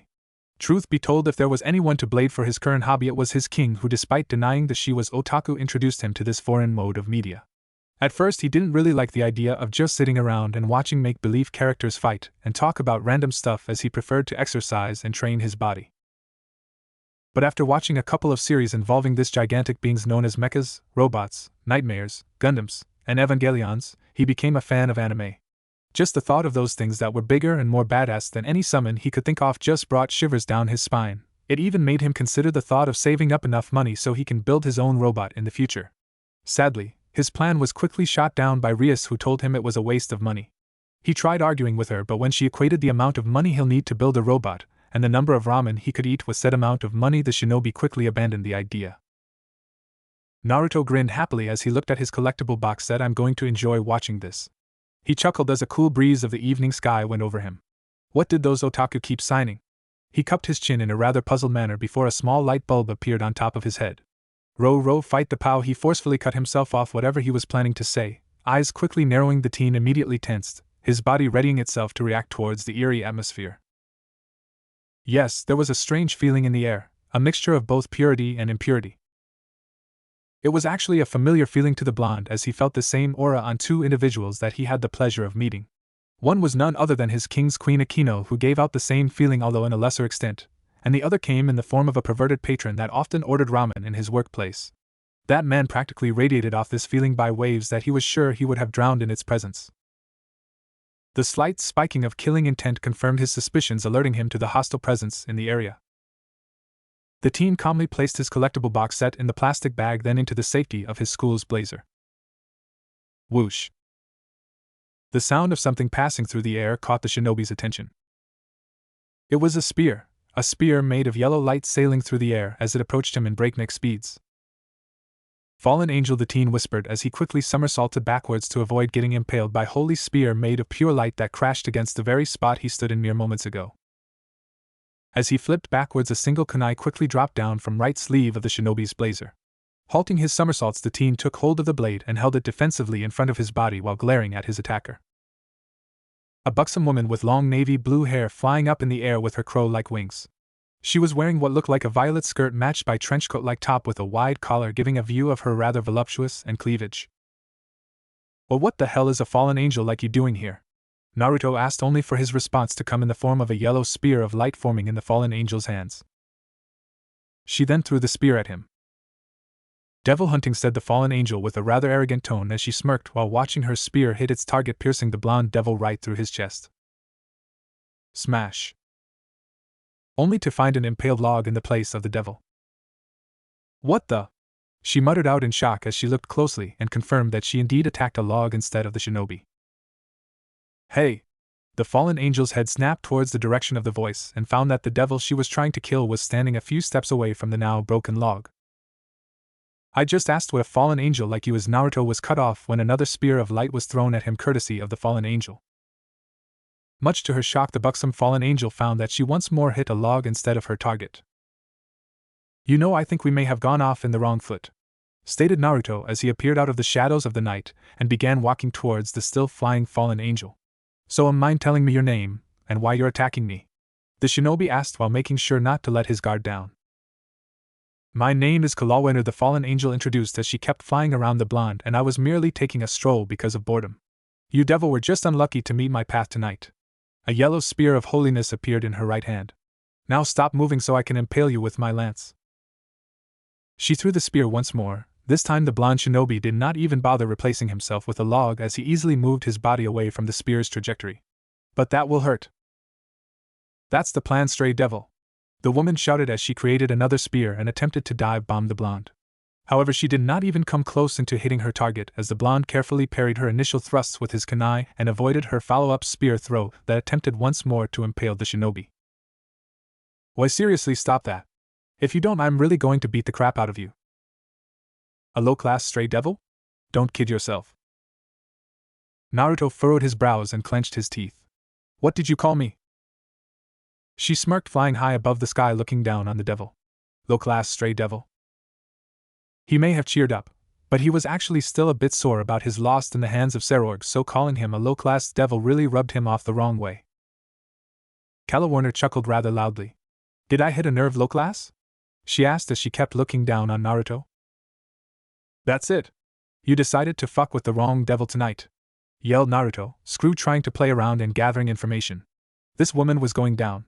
He started channeling chakra around his body, his power levels slowly spiking up. "I'm going to kick your ass first and ask questions later, Databao."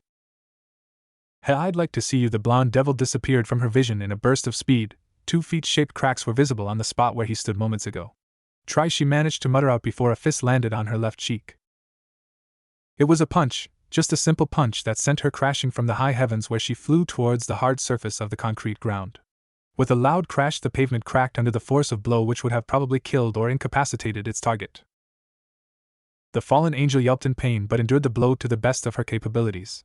With all her might, Kalawiner rolled out of the broken pavement just in time to avoid an axe kick courtesy of the devil. The pavement, however, was not lucky as it cracked even further under the might of the blows, sending large debris flying around the area. The fallen angel quickly brought her hands up over her face and chest, protecting herself from several large chunks of earth that pelted her voluptuous frame. However, before the hail of deadly rocks could even end, Kalawiner was already sent skidding away as a fierce kick courtesy of the shinobi landed upon her guard. She gritted her teeth. Her arms hurt like hell. They were sore, but she knew that at least it was still functional. The fallen angel extended her left hand to the side, conjuring another spear of holy light. With her wings flapping ever so fiercely, she shot herself from the ground and once more flew high above the shinobi. Blue eyes focused upon the airborne fallen angel. "There," the teen whispered as he tossed 2 kunais at the fallen angel. Kalawiner saw the 2 projectile coming from miles away. With a shifting of her body, she was able to evade the first blade, and with a sway of her spear, she was able to parry away the other. The fallen angel gazed upon her target before throwing the spear in her hand towards the shinobi. Predictably, her lance was once more easily evaded by what she thought was a low-class stray devil. She gulped. A feeling of dread quickly coursed through the Kalawiner. Any feeling of arrogance, superiority, and confidence that she may have had going into this battle was washed away as one single idea formed in the recess of her minds. She may have bitten off more than she could chew. With a burst of speed that she could barely comprehend, the blonde vanished from her vision. Although, still not used with dealing with his speed, the fallen angel succeeded in bringing up her guard to block the blonde's fierce blitz. This time his fist missed its intended target in her chest and instead landed on her right shoulder. Boom! She heard the teen whisper before she was blown back a few meters away by the sheer force of the blow. A loud audible crack echoed in the area, assuring the two combatants that the blonde broke something with his punch. It took all that she could to not scream out in pain. She could feel several of her shoulder's bones were already broken from just getting hit, causing her right arm to hang uselessly to her side, further handicapping her from this fight.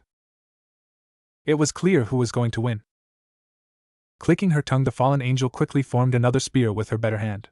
If she was going to get killed, then it was better if she went down fighting. Taking aim, she threw her spear once more, and much to her surprise, the teen did not evade this time, but rather he parried it away with a kunai. Her mystical spear that embodied her holy powers could not even destroy a simple knife made of some kind of metal. Whoosh! The small metal knife sailed through the air, missing the fallen angel by a large margin as it planted itself far behind her. "Your aim sucks," Calawarner couldn't help but mutter out. "Says the angel who can't hit a little lowly devil such as myself with one of your oversized shiny holy dildos," replied Naruto in a rather offhanded manner. The fallen angel had the decency to blush upon hearing his rather crude words. "You dare to mock me, you devil?" Another spear formed in her working hand.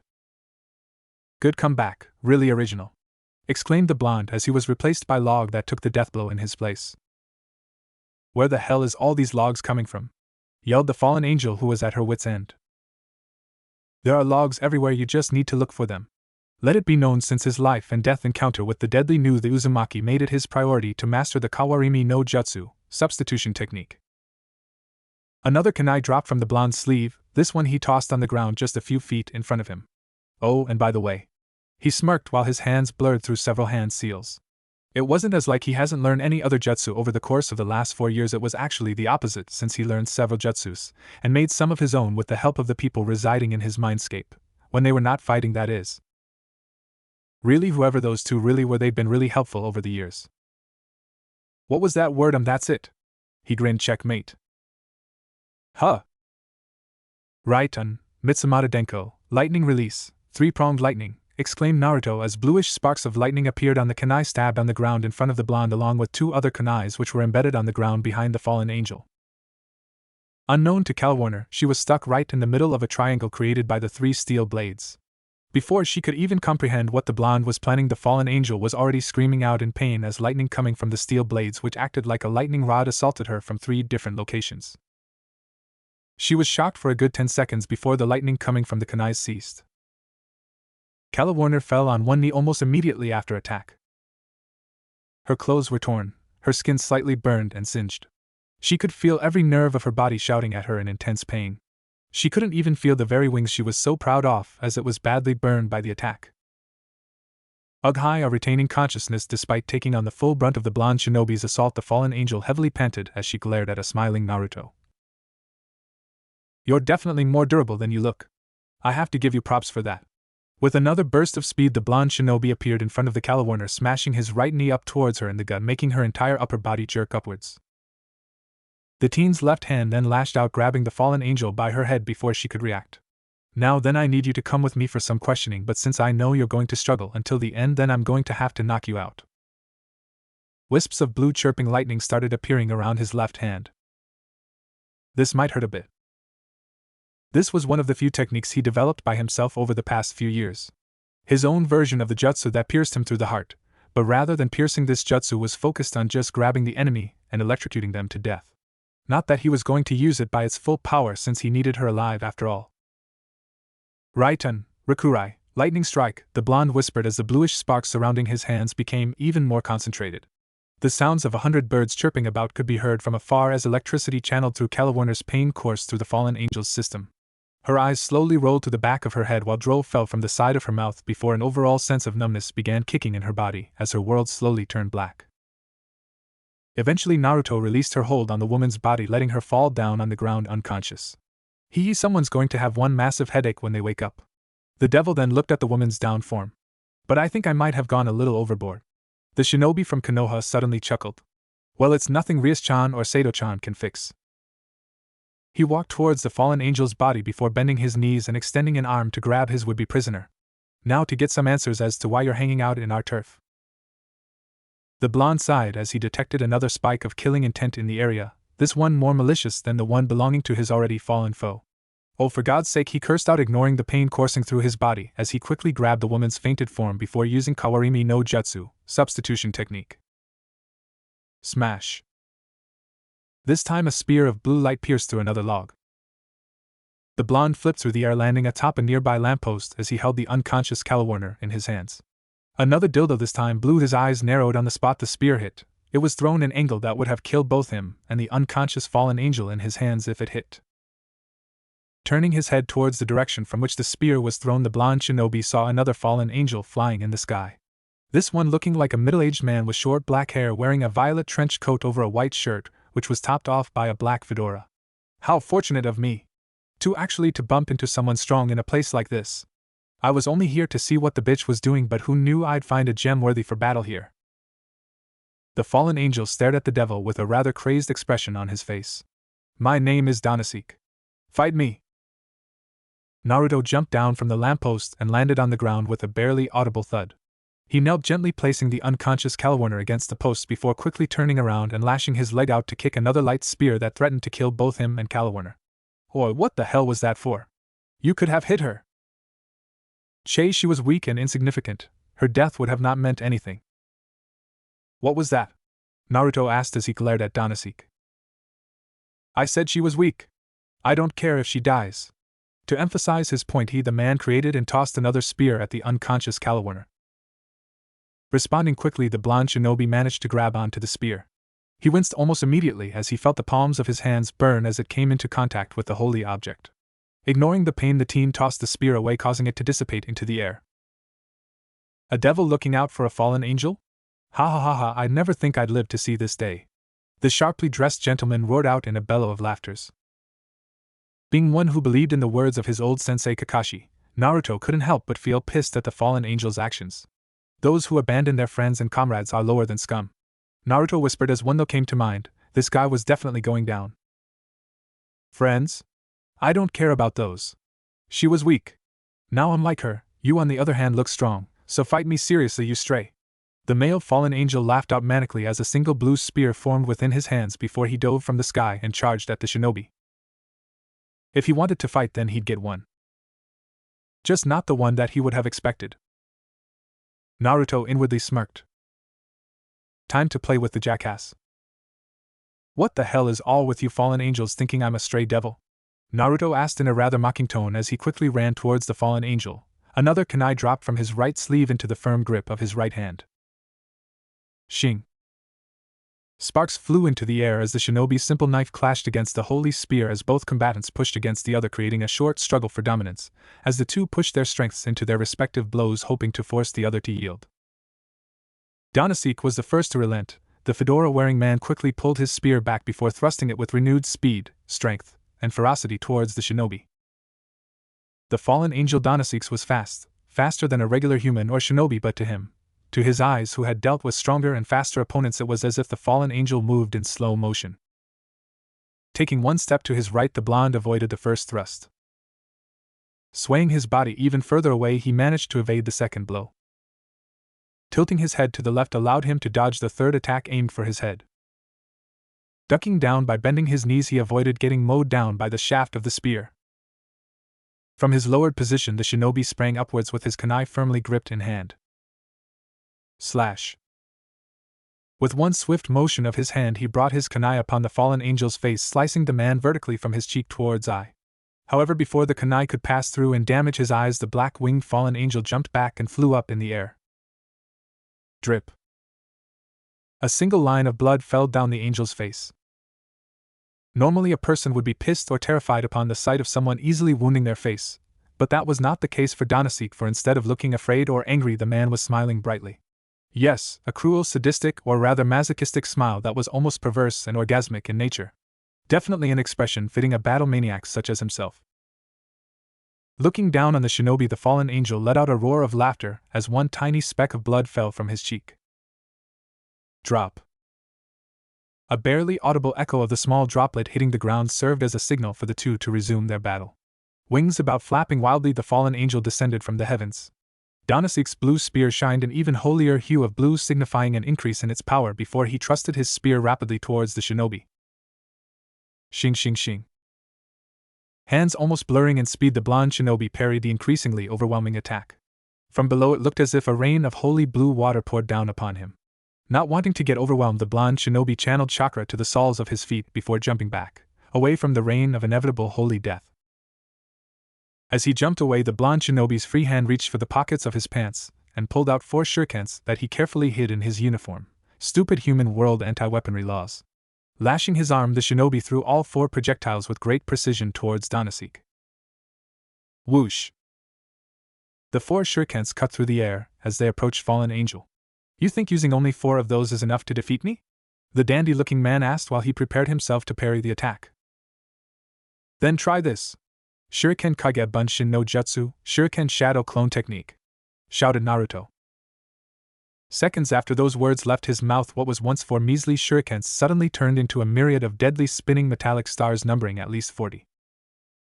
Rather than be shocked at his sudden plight, the fallen angels instead grinned, while he spun his holy spear in front of him, while also waving wish wings in a rather fierce way to block or blow away the deadly spinning stars. That's what I'm talking about, Stray. The fallen angel blocked the last shuriken before he came charging in once more, trying to impale Naruto with a thrust of his holy spear. Smash! Another log covered was impaled and destroyed by the holy spear. Danasik's eyebrows furrowed in frustration. What the hell is up with all these logs interrupting my battle? Naruto appeared behind the fallen angel, fist pulled back. Don't diss the log, muttered the blonde as he threw a single punch aimed to the face. However, instead of hitting his target, the fallen angel managed to grab him by his sleeve of his offending limb. Twisting his body to the side, Danasik tossed the shinobi up in the air. I win! The man shouted as he threw his spear towards the airborne blonde in an attempt to gore him and end this battle. No, you don't, was the simple yet snark reply of the devil. Before the spear could even reach him, a single clone appeared by Naruto's side, grabbing the original. The clone then threw Naruto away from the spear's path, taking the killing blow in his place. Twirling the single kunai that was still in his hand, Naruto took aim and threw it, aiming for the disarmed fallen angel chest. Danasik smirked as another spear of light appeared in his hand. Clang! With a powerful swing, he not only blocked the projectile but utterly destroyed and smashed it to pieces. Ha ha ha ha ha, finally got rid of that thing, said the sharply dressed fallen angel while he laughed from the top of his lungs. Now time to kill you! Wings waving fiercely, the fallen angel soared up in the sky before charging like a mad bull towards the shinobi. Naruto internally shook his head towards his opponent's single-minded and easily predictable attacks. Then again, he was not one to talk, since he was basically the same in a sense that he just relied on his clones and Rasengan until a few years ago. Like a skilled and experienced matador, the blonde shinobi easily stepped to the side to avoid Danasik. So why do you guys keep calling me Stray? Naruto asked, as if the two of them weren't fighting to the death. I mean, is it because I dress this way? He pointed at his attire. Dodge. Is it because I'm wearing orange? Another kunai made from hell slipped from the shinobi's right sleeve. Holding the kunai in a backhand grip, the shinobi clashed it against the spear once more, making more sparks fly out in the air. Clang. You know, I've been a devil for about 4 years, and all the stray devils I've seen were boob-flashing monsters. Carefully watching the fallen angel, the blonde shinobi timed one of Danasik's charges perfectly. Slightly extending his elbow to the side, the devil managed to smash his elbow on the fallen angel's face, forcing the man to stop his assault and take a few steps back while holding his bloody nose. Naruto shook his head and shrugged his shoulders exaggeratedly. Hell, I've never even seen or heard about a male stray devil before. Danasik glared at the shinobi. Take this seriously, he cried out before tossing his spear again. Wow, this was getting way repetitive. Smash. His spear pierced another log, which saved the blonde from imminent death. So why the hell did you people think I'm a stray? Naruto asked as he appeared a few steps just left of the broken shards of his wooden savior. Gritting his teeth in frustration, the fallen angel Danasik roared out a great battle cry that echoed within the expanse of the night. Boo! Holy spear glowing almost ominously, the angel pointed the tip towards the blonde before rapidly thrusting it forward. Streams of blue entered the shinobi's vision. It was fast, definitely faster than before, but it was still too slow. Beowulf was definitely insanely faster than this. Sarord was faster than this. Hell, even Kiba was faster than this. Yes, to the shinobi, the fallen angel's assault was just too slow, Naruto muttered silently as he carefully dodged each blow by a hair's breadth. Come on, man, tell me why you guys keep saying I'm a stray devil? If you tell me, then I won't kill you, but rather I'll just beat you to an inch of your life for trying to kill your comrade in front of me. Deal? Speaking of Danasik's comrades, from the side of his vision, Naruto spotted another fallen angel, a blonde-haired girl wearing a gothic Lolita outfit. At first he was expecting her to join the fray and help the older-looking fallen angel in the battle, but to his surprise the blonde fallen angel grabbed the collapsed Caliwarner before quickly escaping the scene. He clicked his tongue. God damn it, she got away. He cursed once more, ignoring the great pain inflicted upon him as punishment for mentioning the name of God while also dodging the furious assault of the fallen angel. Damned girl just grabbed his hostage. Wait. Hostage wasn't the right word, since it made it sound like he was the bad guy. Then again, he was a devil, so. Naruto instinctively swayed his body to the left in order to evade a thrust aimed for his heart. Oh yeah, no time to ponder on that thought. Back to the situation at hand. Back to making fun of the battle maniac. Why are all you fallen angels so rude? I've asked like 10 questions and I still got no answers. I mean, can't any of you answer a question without flinging a spear or attacking someone? Growled Danasik as he attacked the blonde yet again, as a trickle of blood yelled from both his nose and the cut near his eye. Hi-ya! He roared out as he tried to mow down the blonde by using the entire length of his spear. The blue-eyed shinobi ducked down to avoid the entirety of the attack, like that. See, it's really rude. I mean, are all of you like these two devils? Or is it just me? He asked. Danasik brought the spear up and smashed it down towards the blonde, only to find the teen has already rolled to the side, causing him to miss completely and hit the pavement. So I guess it's me. Naruto scratched the back of his head as he stood up. If so, then damn, that sucks, since female fallen angels are smoking hot. That much I can agree with you, since those whores' bodies were made to tempt men, exclaimed Danasik as he kept up his assault while trying his best not to get frustrated over the shinobi's words. Stupid, annoying blonde devil. Again the fallen angel fiercely swiped his spear. The shinobi ducked to avoid an overhead swipe of the spear. Placing his hand on the ground, the shinobi attempted a sweep, only for the fallen angel to quickly fly above the shinobi. Pointing his spear down to the earth once more, Danasik let out another flurry of blows synonymous to a rain of blue death. Shing shing shing shing shing. With his kunai held firmly in a reverse grip, the blonde redirected and parried each thrust. Damn, whatever type of metal it is they use to make his kunais are really as sturdy as hell. Note to self, order more of kunais. The shinobi thought. So mind telling me the answer, chop chop? Oh, and while you're at it, can you tell me what the fuck you're doing here? Asked the blonde as he kept parrying the man's attacks. I don't see your master around. I don't feel your master around. That's why I think you're stray. As to why I'm here, it's none of your business, stray. Now are you satisfied? Now fight me seriously, roared the fallen angel, his attacks getting even fiercer. You think I'm a stray devil because I'm not near my master? Well then, by that logic, every devil who are not in the presence of their masters are strays. Naruto's blue eyes gazed at the fallen angel's frame. By now he was properly adjusted with the timing, force, and speed of each the man's blows. It was time to end this soon. Naruto laughed. Is that it, man? I mean, come on, are you fallen angels one-trick ponies who rely on your oversized didlos for attack? Hell, I'm confident that if I wasn't a devil I would have still been strong enough to beat you. Actually, I'll just stop talking and let my attacks do the talking for me. The blonde devil took a deep breath while slightly bending his knees and leaning towards the slightly seething and panting Danasik. The man was in his range. Ikuzo, let's go, the shinobi smirked before he suddenly kicked off the ground and jumped high up into the air, catching the fallen angel in surprise, as the man did not even think of the possibility that the shinobi would jump from such a great distance. Danasik greatly paid for his mistake when the soles of Naruto's feet met the fallen angel's liver, which elicited a loud shout of pain from the battle maniac before he was shot towards the ground.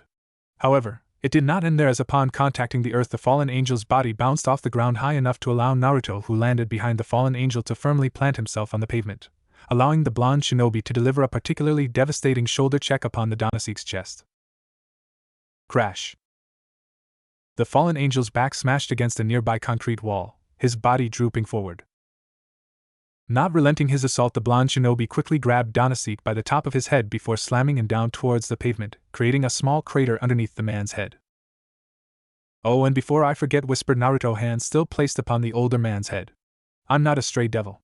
Bluish-white sparks of electricity started generating in the palms of his hand. I'm a shinobi serving under the Gremry family. More electricity began building up within the blonde's palm. He was only moments away from releasing several thousand bolts of electricity through the dandy manshed when the man started laughing. Gremory? If that's so, then there's no need to hold back. The man roared out as his tainted holy power started to spike up even higher. Almost immediately Naruto's eyes widened, realizing that something was amiss.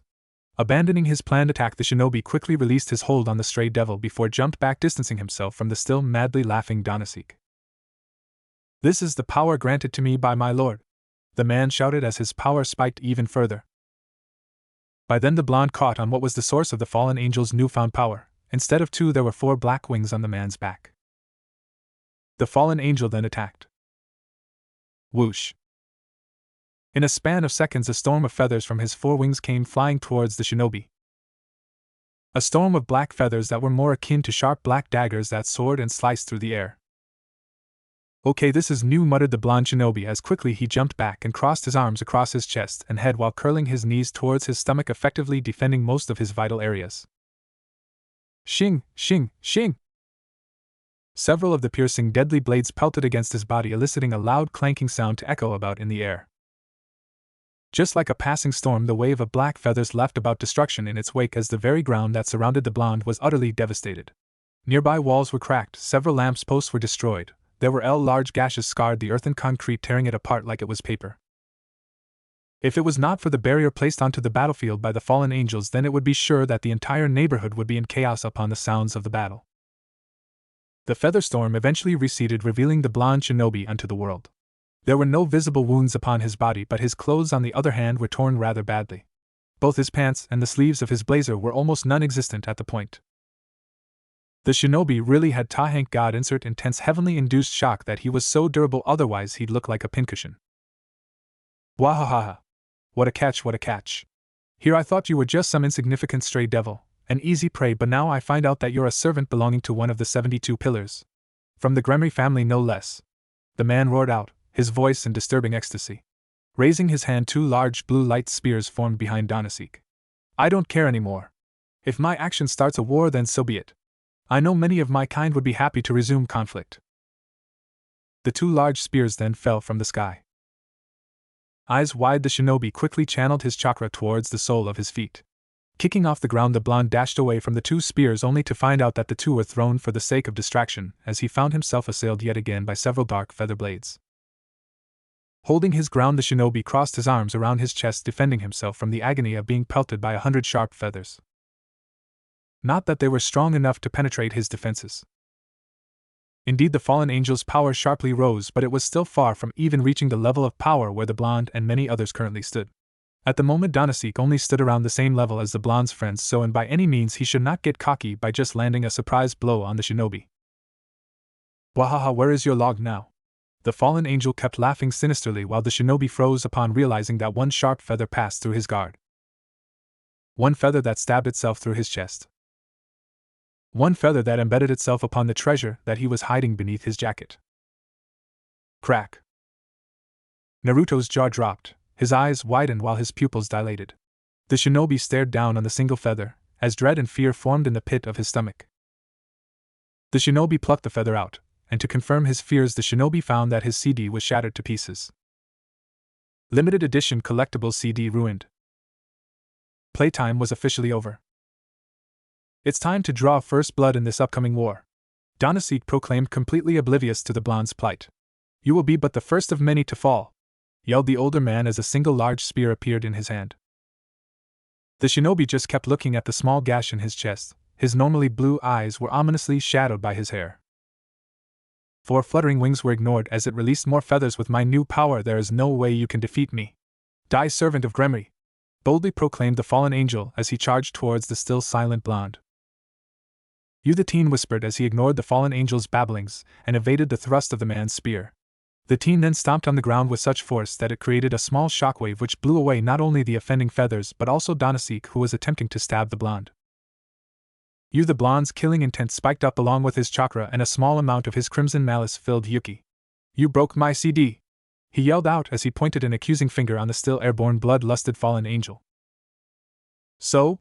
The fallen angel dive-bombed at the shinobi with the tip of his spear pointing at the shinobi's stomach. "You are dead, Databeo!" yelled Naruto as he swayed his upper body away from the attack's path. He then lashed his legs and kicked one of the fallen angel's wings, causing Danaseek to momentarily flinch. Using this to his advantage, the shinobi quickly closed the distance and punched the sharply dressed man in the stomach. Ugh, hi! The man grunted in pain before another fist soon met his face, which sent him crashing through a nearby lamppost.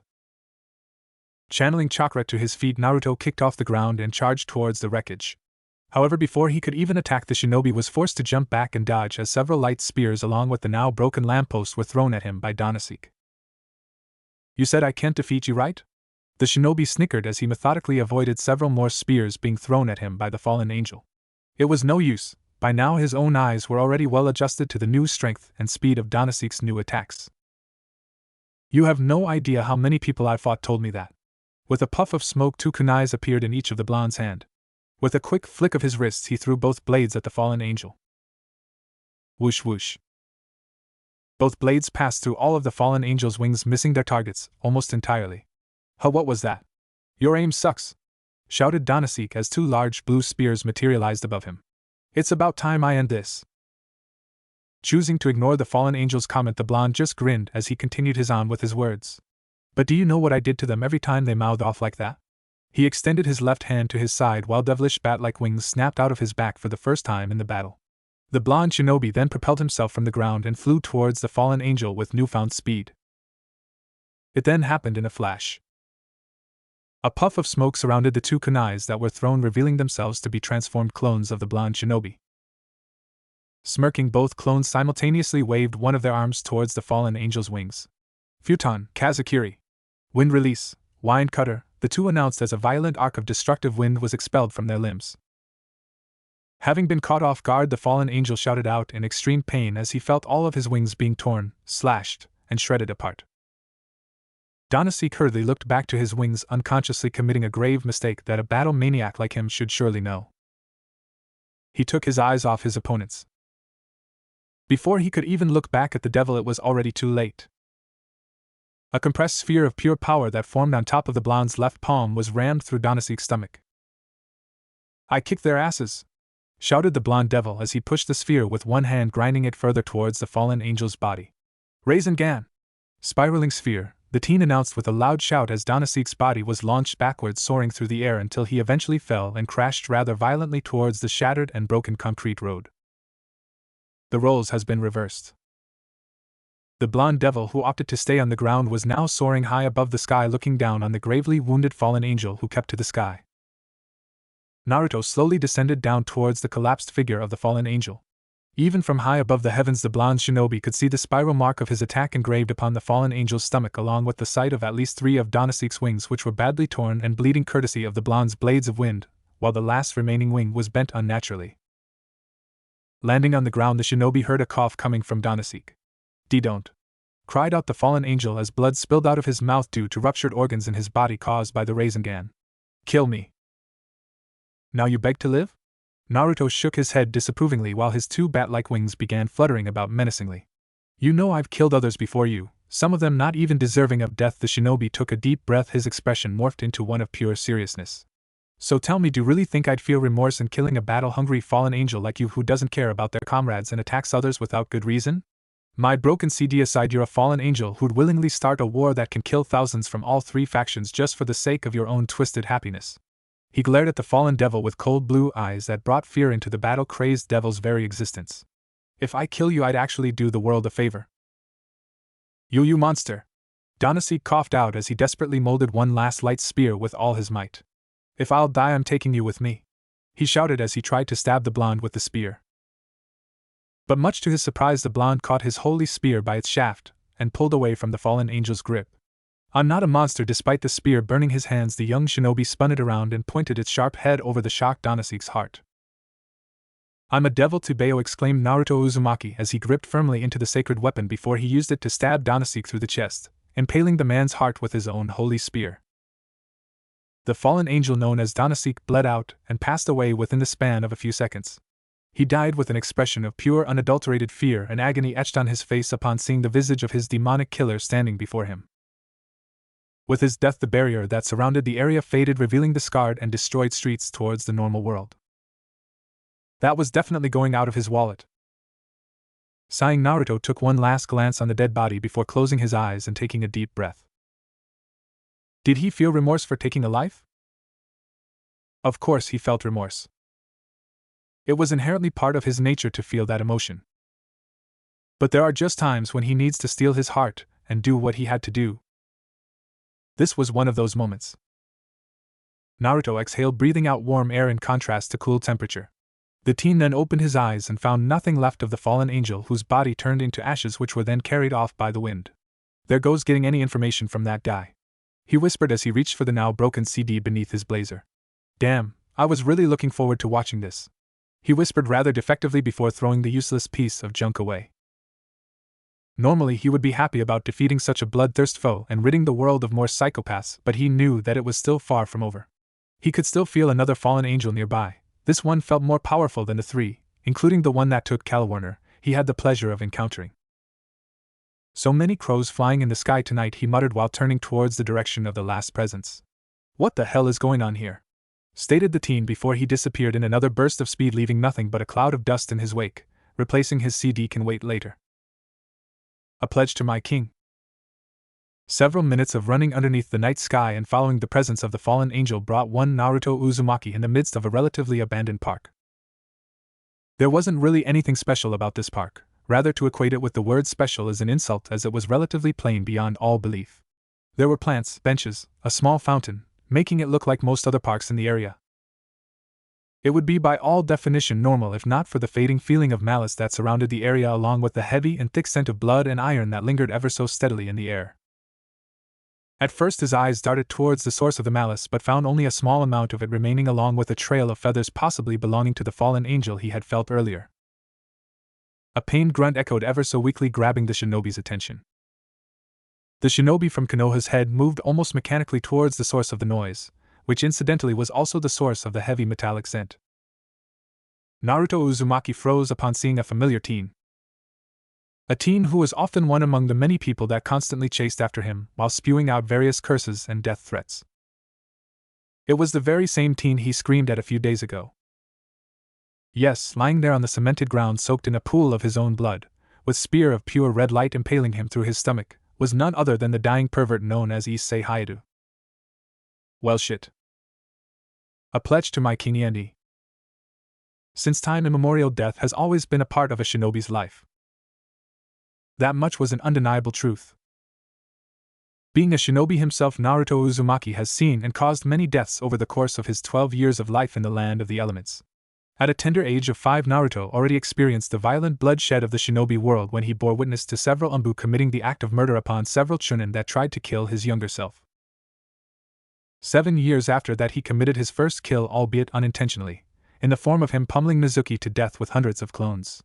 From there on, Naruto witnessed several other deaths. Sometimes they were insignificant, and the deaths barely affected him, like the times his old team exterminated bandits, or the deaths of the enemy Nins he saw during the invasion of Konoha. Though there were also times that he witnessed deaths which molded him into becoming who he was today. For example, it was because of the death of both Haku and Zabuza that he was able to form his own Nindo, to never go back on his words and to never give up. Yes, for better or worse, death was definitely a part of a shinobi's life. In the end, one Naruto Uzumaki Jinchuriki of the Kyuubi no Kitsune and former shinobi of Konoha should have already been well versed and used to the subject of death. Unfortunately, for all its worth, his skills, abilities, and built-up experience were all concentrated on the sole idea of ending lives rather than the art of healing and prolonging life. His inability to heal others brings us to the situation at hand. It was still in the middle of the night. The moon was shining dimly in between the cracks among the vast expanse of the dark clouds in the sky. What little of the moonlight that seeped through the clouds emanated in a small park, basking in all its dim glory, a simple scene wherein 2 teens were present. The first was the shinobi turned devil Naruto Uzumaki, and the second was none other than the dying pervert Issei Hayate. Oh shit, what do I do, databao? Naruto stammered out. To say Naruto was panicking was a gross understatement, as the shinobi ran around in circles, creating a trail of dust along with slight cracks upon the earth, as he ran in circles around the still bleeding body of Issei Hayate.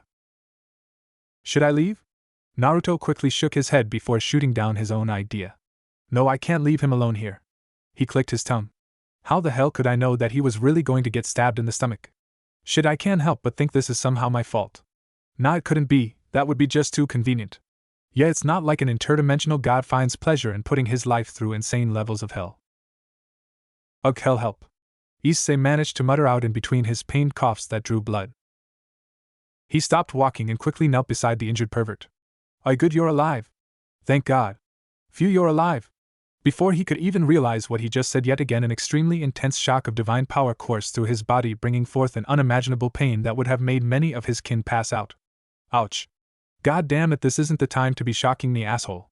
He roared out to the heavens, who responded by shocking him one more to a point that he was comically covered in sooth.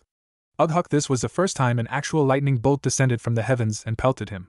Fuck me, the shinobi cursed as he looked up towards the sky once more and waved his fists in a rather threatening manner. "I'm going to kick your ass one day for always shocking me, Databeo." Ugh. Naruto's eyes widened when it soon dawned upon him that he had more important matters to attend to. Oh yeah. The pervert Naruto's eyes landed on the red spear of light that impaled the brown-haired boy. Should I pull it out? He thought before quickly dismissing the idea. No, it might make him bleed out faster. Naruto scratched the back of his head in frustration as idea after idea popped inside his mind. Should I infuse him with some of Kurama's chakra?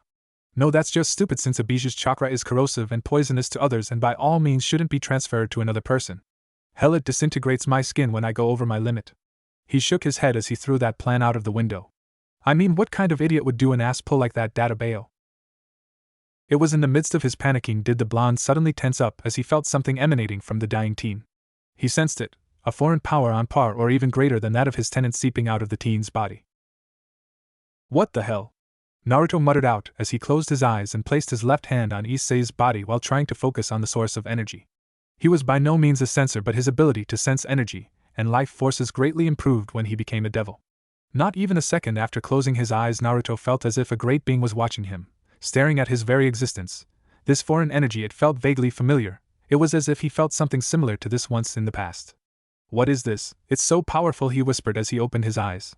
Looking closely to the bleeding teen, Naruto smiled fondly as he managed to finally calm himself down. So you have something ridiculously strong inside you too, huh? He only got an incomprehensible gurgle as a response from the dying teen.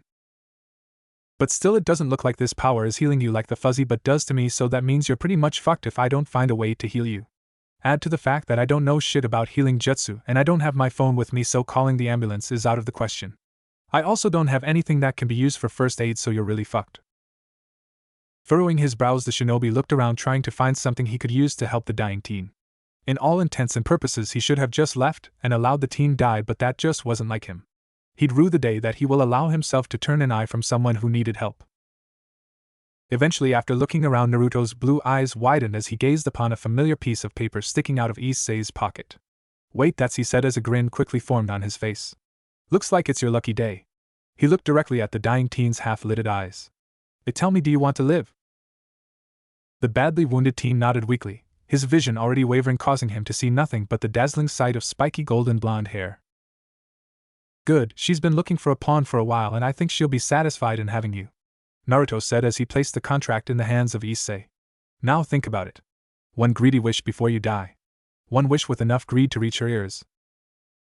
Barely understanding Naruto's word, Issei began muttering out a barely comprehensible string of words. I gurgle wish. Yes. I wish gurgle for. Go on. I wish for a pay, Issei shouted proudly with all his remaining strength before he descended in a chorus of bloodied coughing. As if responding to his will, the contract glowed a mystic hue of red. A large magical circle bearing the crest of the House of Gremory appeared out of nowhere while expelling an almost blinding amount of light that illuminated the night sky. In a span of seconds the great light faded away, revealing the form of one Rias Gremory standing ever beautifully amidst the park. Someone with enough greed to summon me, she whispered with a hint of amusement, as her eyes landed upon the two others in the park. Oh? What are you doing here, Naruto-kun? She asked, surprised to see her shinobi in all his deadpan-looking glory here of all places. Then again, he always did manage to get himself into some sort of trouble, so she wasn't that surprised. So what kind of trouble did you get into this time? She couldn't help but asking. The shinobi didn't respond, as his mind was wrecked at the sheer audacity of Issei's dying wish. Naruto-kun? The whiskered blonde blinked as Ria's hand waved in front of his eyes, snapping him out of his thoughts. Well, we can talk about that later. For now, I'm trying to save this guy's life, Naruto answered, a slight deadpan expression on his face as Issei's wish repeatedly echoed in his head. The damn guy was as or even more perverted than Ero Sennin. Can you tell me what happened to him? He was most likely attacked by a fallen angel, stabbed him through the gut with one of their dildos of light data bale. You mean light spears, right? That's what I said. Rias rolled her eyes. Her shinobi really could be crude at times. So why do you want to save his life? She asked as she looked at the still dying Issei, observing the large gaping and most likely fatal wound over the teen's stomach. Why not? He replied. I've already told you before that I can't just reincarnate every dying people I meet.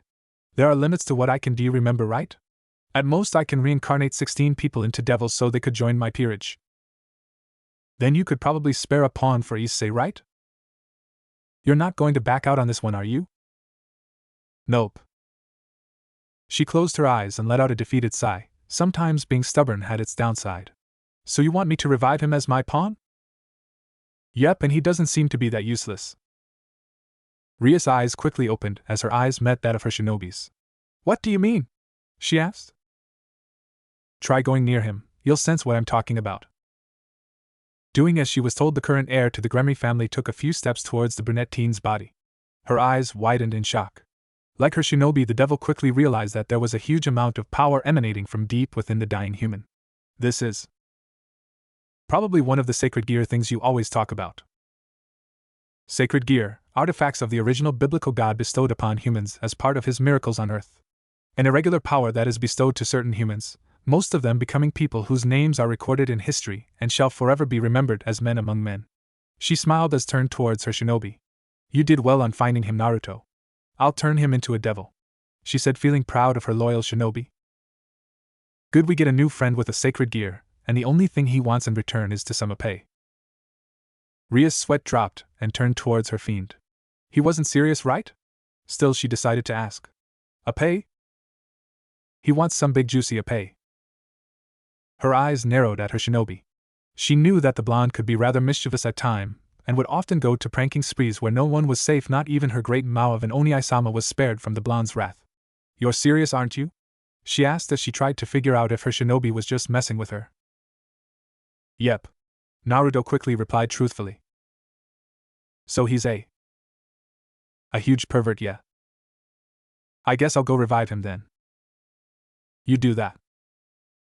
Ria sighed as she walked towards Issei. If you are dying, then I'll pick it up. Your life, that is.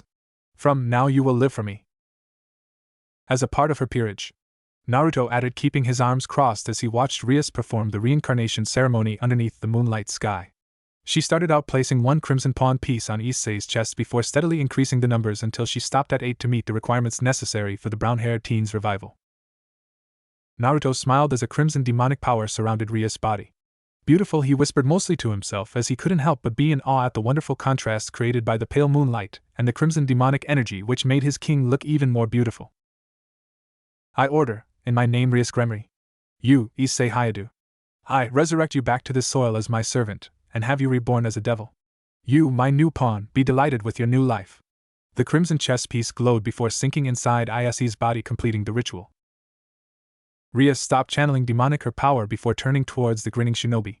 Looks like one pawn wasn't enough. Then I guess he really must be packing something strong inside him, maybe a really special and badass sacred gear. A small smile tugged the side of her lips, secretly delighted that her shinobi hasn't changed that much throughout the years they've known together. It is possible. She started before her eyes trailed towards the unconscious Issei. Naruto-kun, can you do me a favor? No need to ask, I'll take him home. Do you know where he lives? Naruto shrugged. No clue. I'll look at his wallet or something. Thank you. He sent a hearty smile at Rias. Anything for you, my king. Most of the conversation was lost to the still bleeding, barely conscious Issei Hayadu. He didn't even feel it when the blonde shinobi lifted him from the ground and placed him over his shoulder. Although the last thing Issei saw before darkness overwhelmed his senses was the brilliant color of crimson, much like his blood, along with the dazzling sight of gold that stood out despite the darkness. Yes, the two colors which belonged to those who saved his life. The two devils who he shall forever be grateful to. A pledge to my king. A day after the incident with Issei, the members of the Occult Research Club minus Kiba and Kaneko were sitting in the club room. Silence reigned upon the room as Rias found herself in a mental struggle of which piece to move next in her game of chess against a rather bored-looking Naruto. Standing beside the two players was a rather entertained Akino who was serving fresh tea to the two combatants. Noticing that her tea has been refilled, the crimson-haired princess gracefully took the cup before taking a sip of the special blended tea from the house of Citri.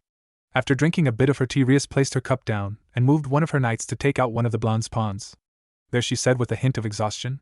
It's your turn, Naruto-kun. As if snapping out of a daydream about ramen, the blonde suddenly stiffened on his seat. Ah, yeah, I guess it is. Sorry about that, I was just thinking of something. Naruto replied as he scratched the back of his head and took a quick look in the chessboard. In all honesty, he wasn't really good in this game, as he just moved the pieces the way he felt was best. Unfortunately or fortunately, two devils found it entertaining to play against Naruto because his play style, which often ranged from simplistic to borderline insane and unpredictable, forced them to their limits and made them think with more flexibility. Naruto's hand moved around the game board, his digits trailing along his remaining pieces. What should I move? He mumbled out before deciding to take out one of Rias's bishop with his last remaining knight, which further pushed a great amount of pressure to Rias. Foo, I don't know if you're a genius or just plain stupid, Arrow-kitsune, Akino said, clearly impressed with the blonde's move. He's a closet genius, I just know it, Rias whispered as she took out the offending knight with a nearby rook. I'd rather be an idiot. Naruto didn't really pay attention this time as he used one of his pawns to take out one of Rias's pawns. Oh, why is that? Akino asked while Rias used her bishop to take out one of Naruto's rooks. Being a genius is overrated, Naruto answered while he placed his hand on his only remaining rook and used it to capture Rias's last bishop. Even an idiot can defeat prodigies and genius if they put their all to it. Rias smiled before quickly responding by using her queen to take one of the blonde's bishop, effectively winning her the game. Checkmate. Naruto chuckled upon the announcement of his defeat. Well, I guess I didn't put my all to it today. Foo, I guess you really are an idiot, Arrow-kitsune, Akino teased, to which the blonde replied by snickering at her jab. I guess I am. It was a good game. You're still as unpredictable as ever, forcing me to abandon and review my plans several times. Why are you so good at this? She complained as she cupped her chin and began thinking about the previous game. I'm not good, I just move the pieces how I feel like it. Sometimes I get lucky and win, and the other times I bomb the game like this time. I swear to God I only win because you and Sona-chan always think too hard. He mumbled out as again he was shocked by God's wrath. Perhaps, but I want you to know that this is training for both of us, as it helps me become more flexible in forming my strategies, and it also helps you concentrate and think more strategically. She mumbled out as she rearranged her chess pieces, putting them back to their proper places. So do you want to play another round? Sorry, but we've played like 5 games already. I need to go work soon, or Yusukujiji would try to kick my ass again. Foo, it's because you steal ramen from the restaurant. Naruto's eyes widened in shock. Where did you hear about that? Era, were you embarrassed that your boss kicked your butt, or rather blasted your butt? Foo. It was Kiba, wasn't it? It was definitely him. He was the only one who knew about that since we were both working that day. The blonde comically shook his fist in the air. Damn you, Kiba! Why did you betray me? Elsewhere at the same time, Kiba, who was training with Kaneko, sneezed. Because you cleaned out his wallet to the point that he was close to filing bankruptcy? Rias pointed out. Oh come on, it was just a few bowls of ramen. The two sweat dropped at the shinobi's concept of a few bowls. Arrow-kitsune, you do know that you ate 150 bowls of ramen, right? How, really?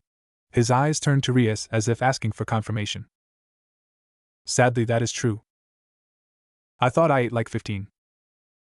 Arrow-kitsune really is a ramen black hole. Yes, he manages to somehow not gain a single ounce of weight.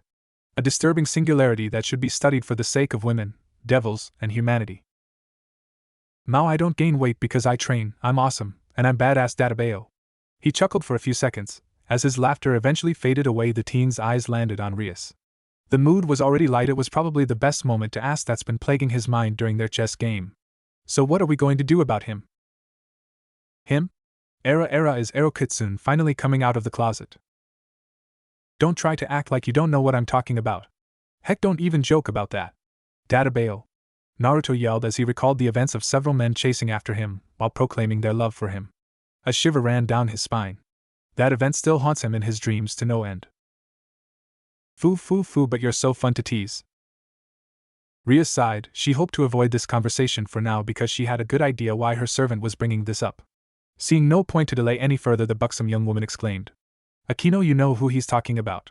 Issei Hayato, second-year student, average grades, doesn't excel anything, an otaku, and is also one of the infamous perverted trio of Ko Academy.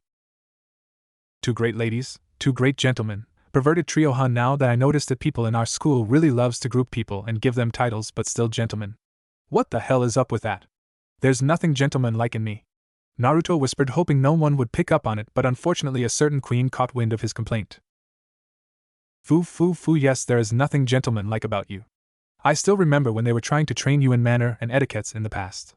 Beowulf-san had to strap you down on a chair, while MacGregor-san kept shocking you with lightning until you learned your table manners. Akino exclaimed, making both her and Rias chuckle at the fond memory of a screaming Naruto. Oh, don't ever remind me of that. I still can't look at several sets of spoons, forks, and knives without getting the urge to use them as weapons to kill Team Databeo, he growled as he recalled the hell that man put him through. He was so going to kick that man's ass sometime in the future.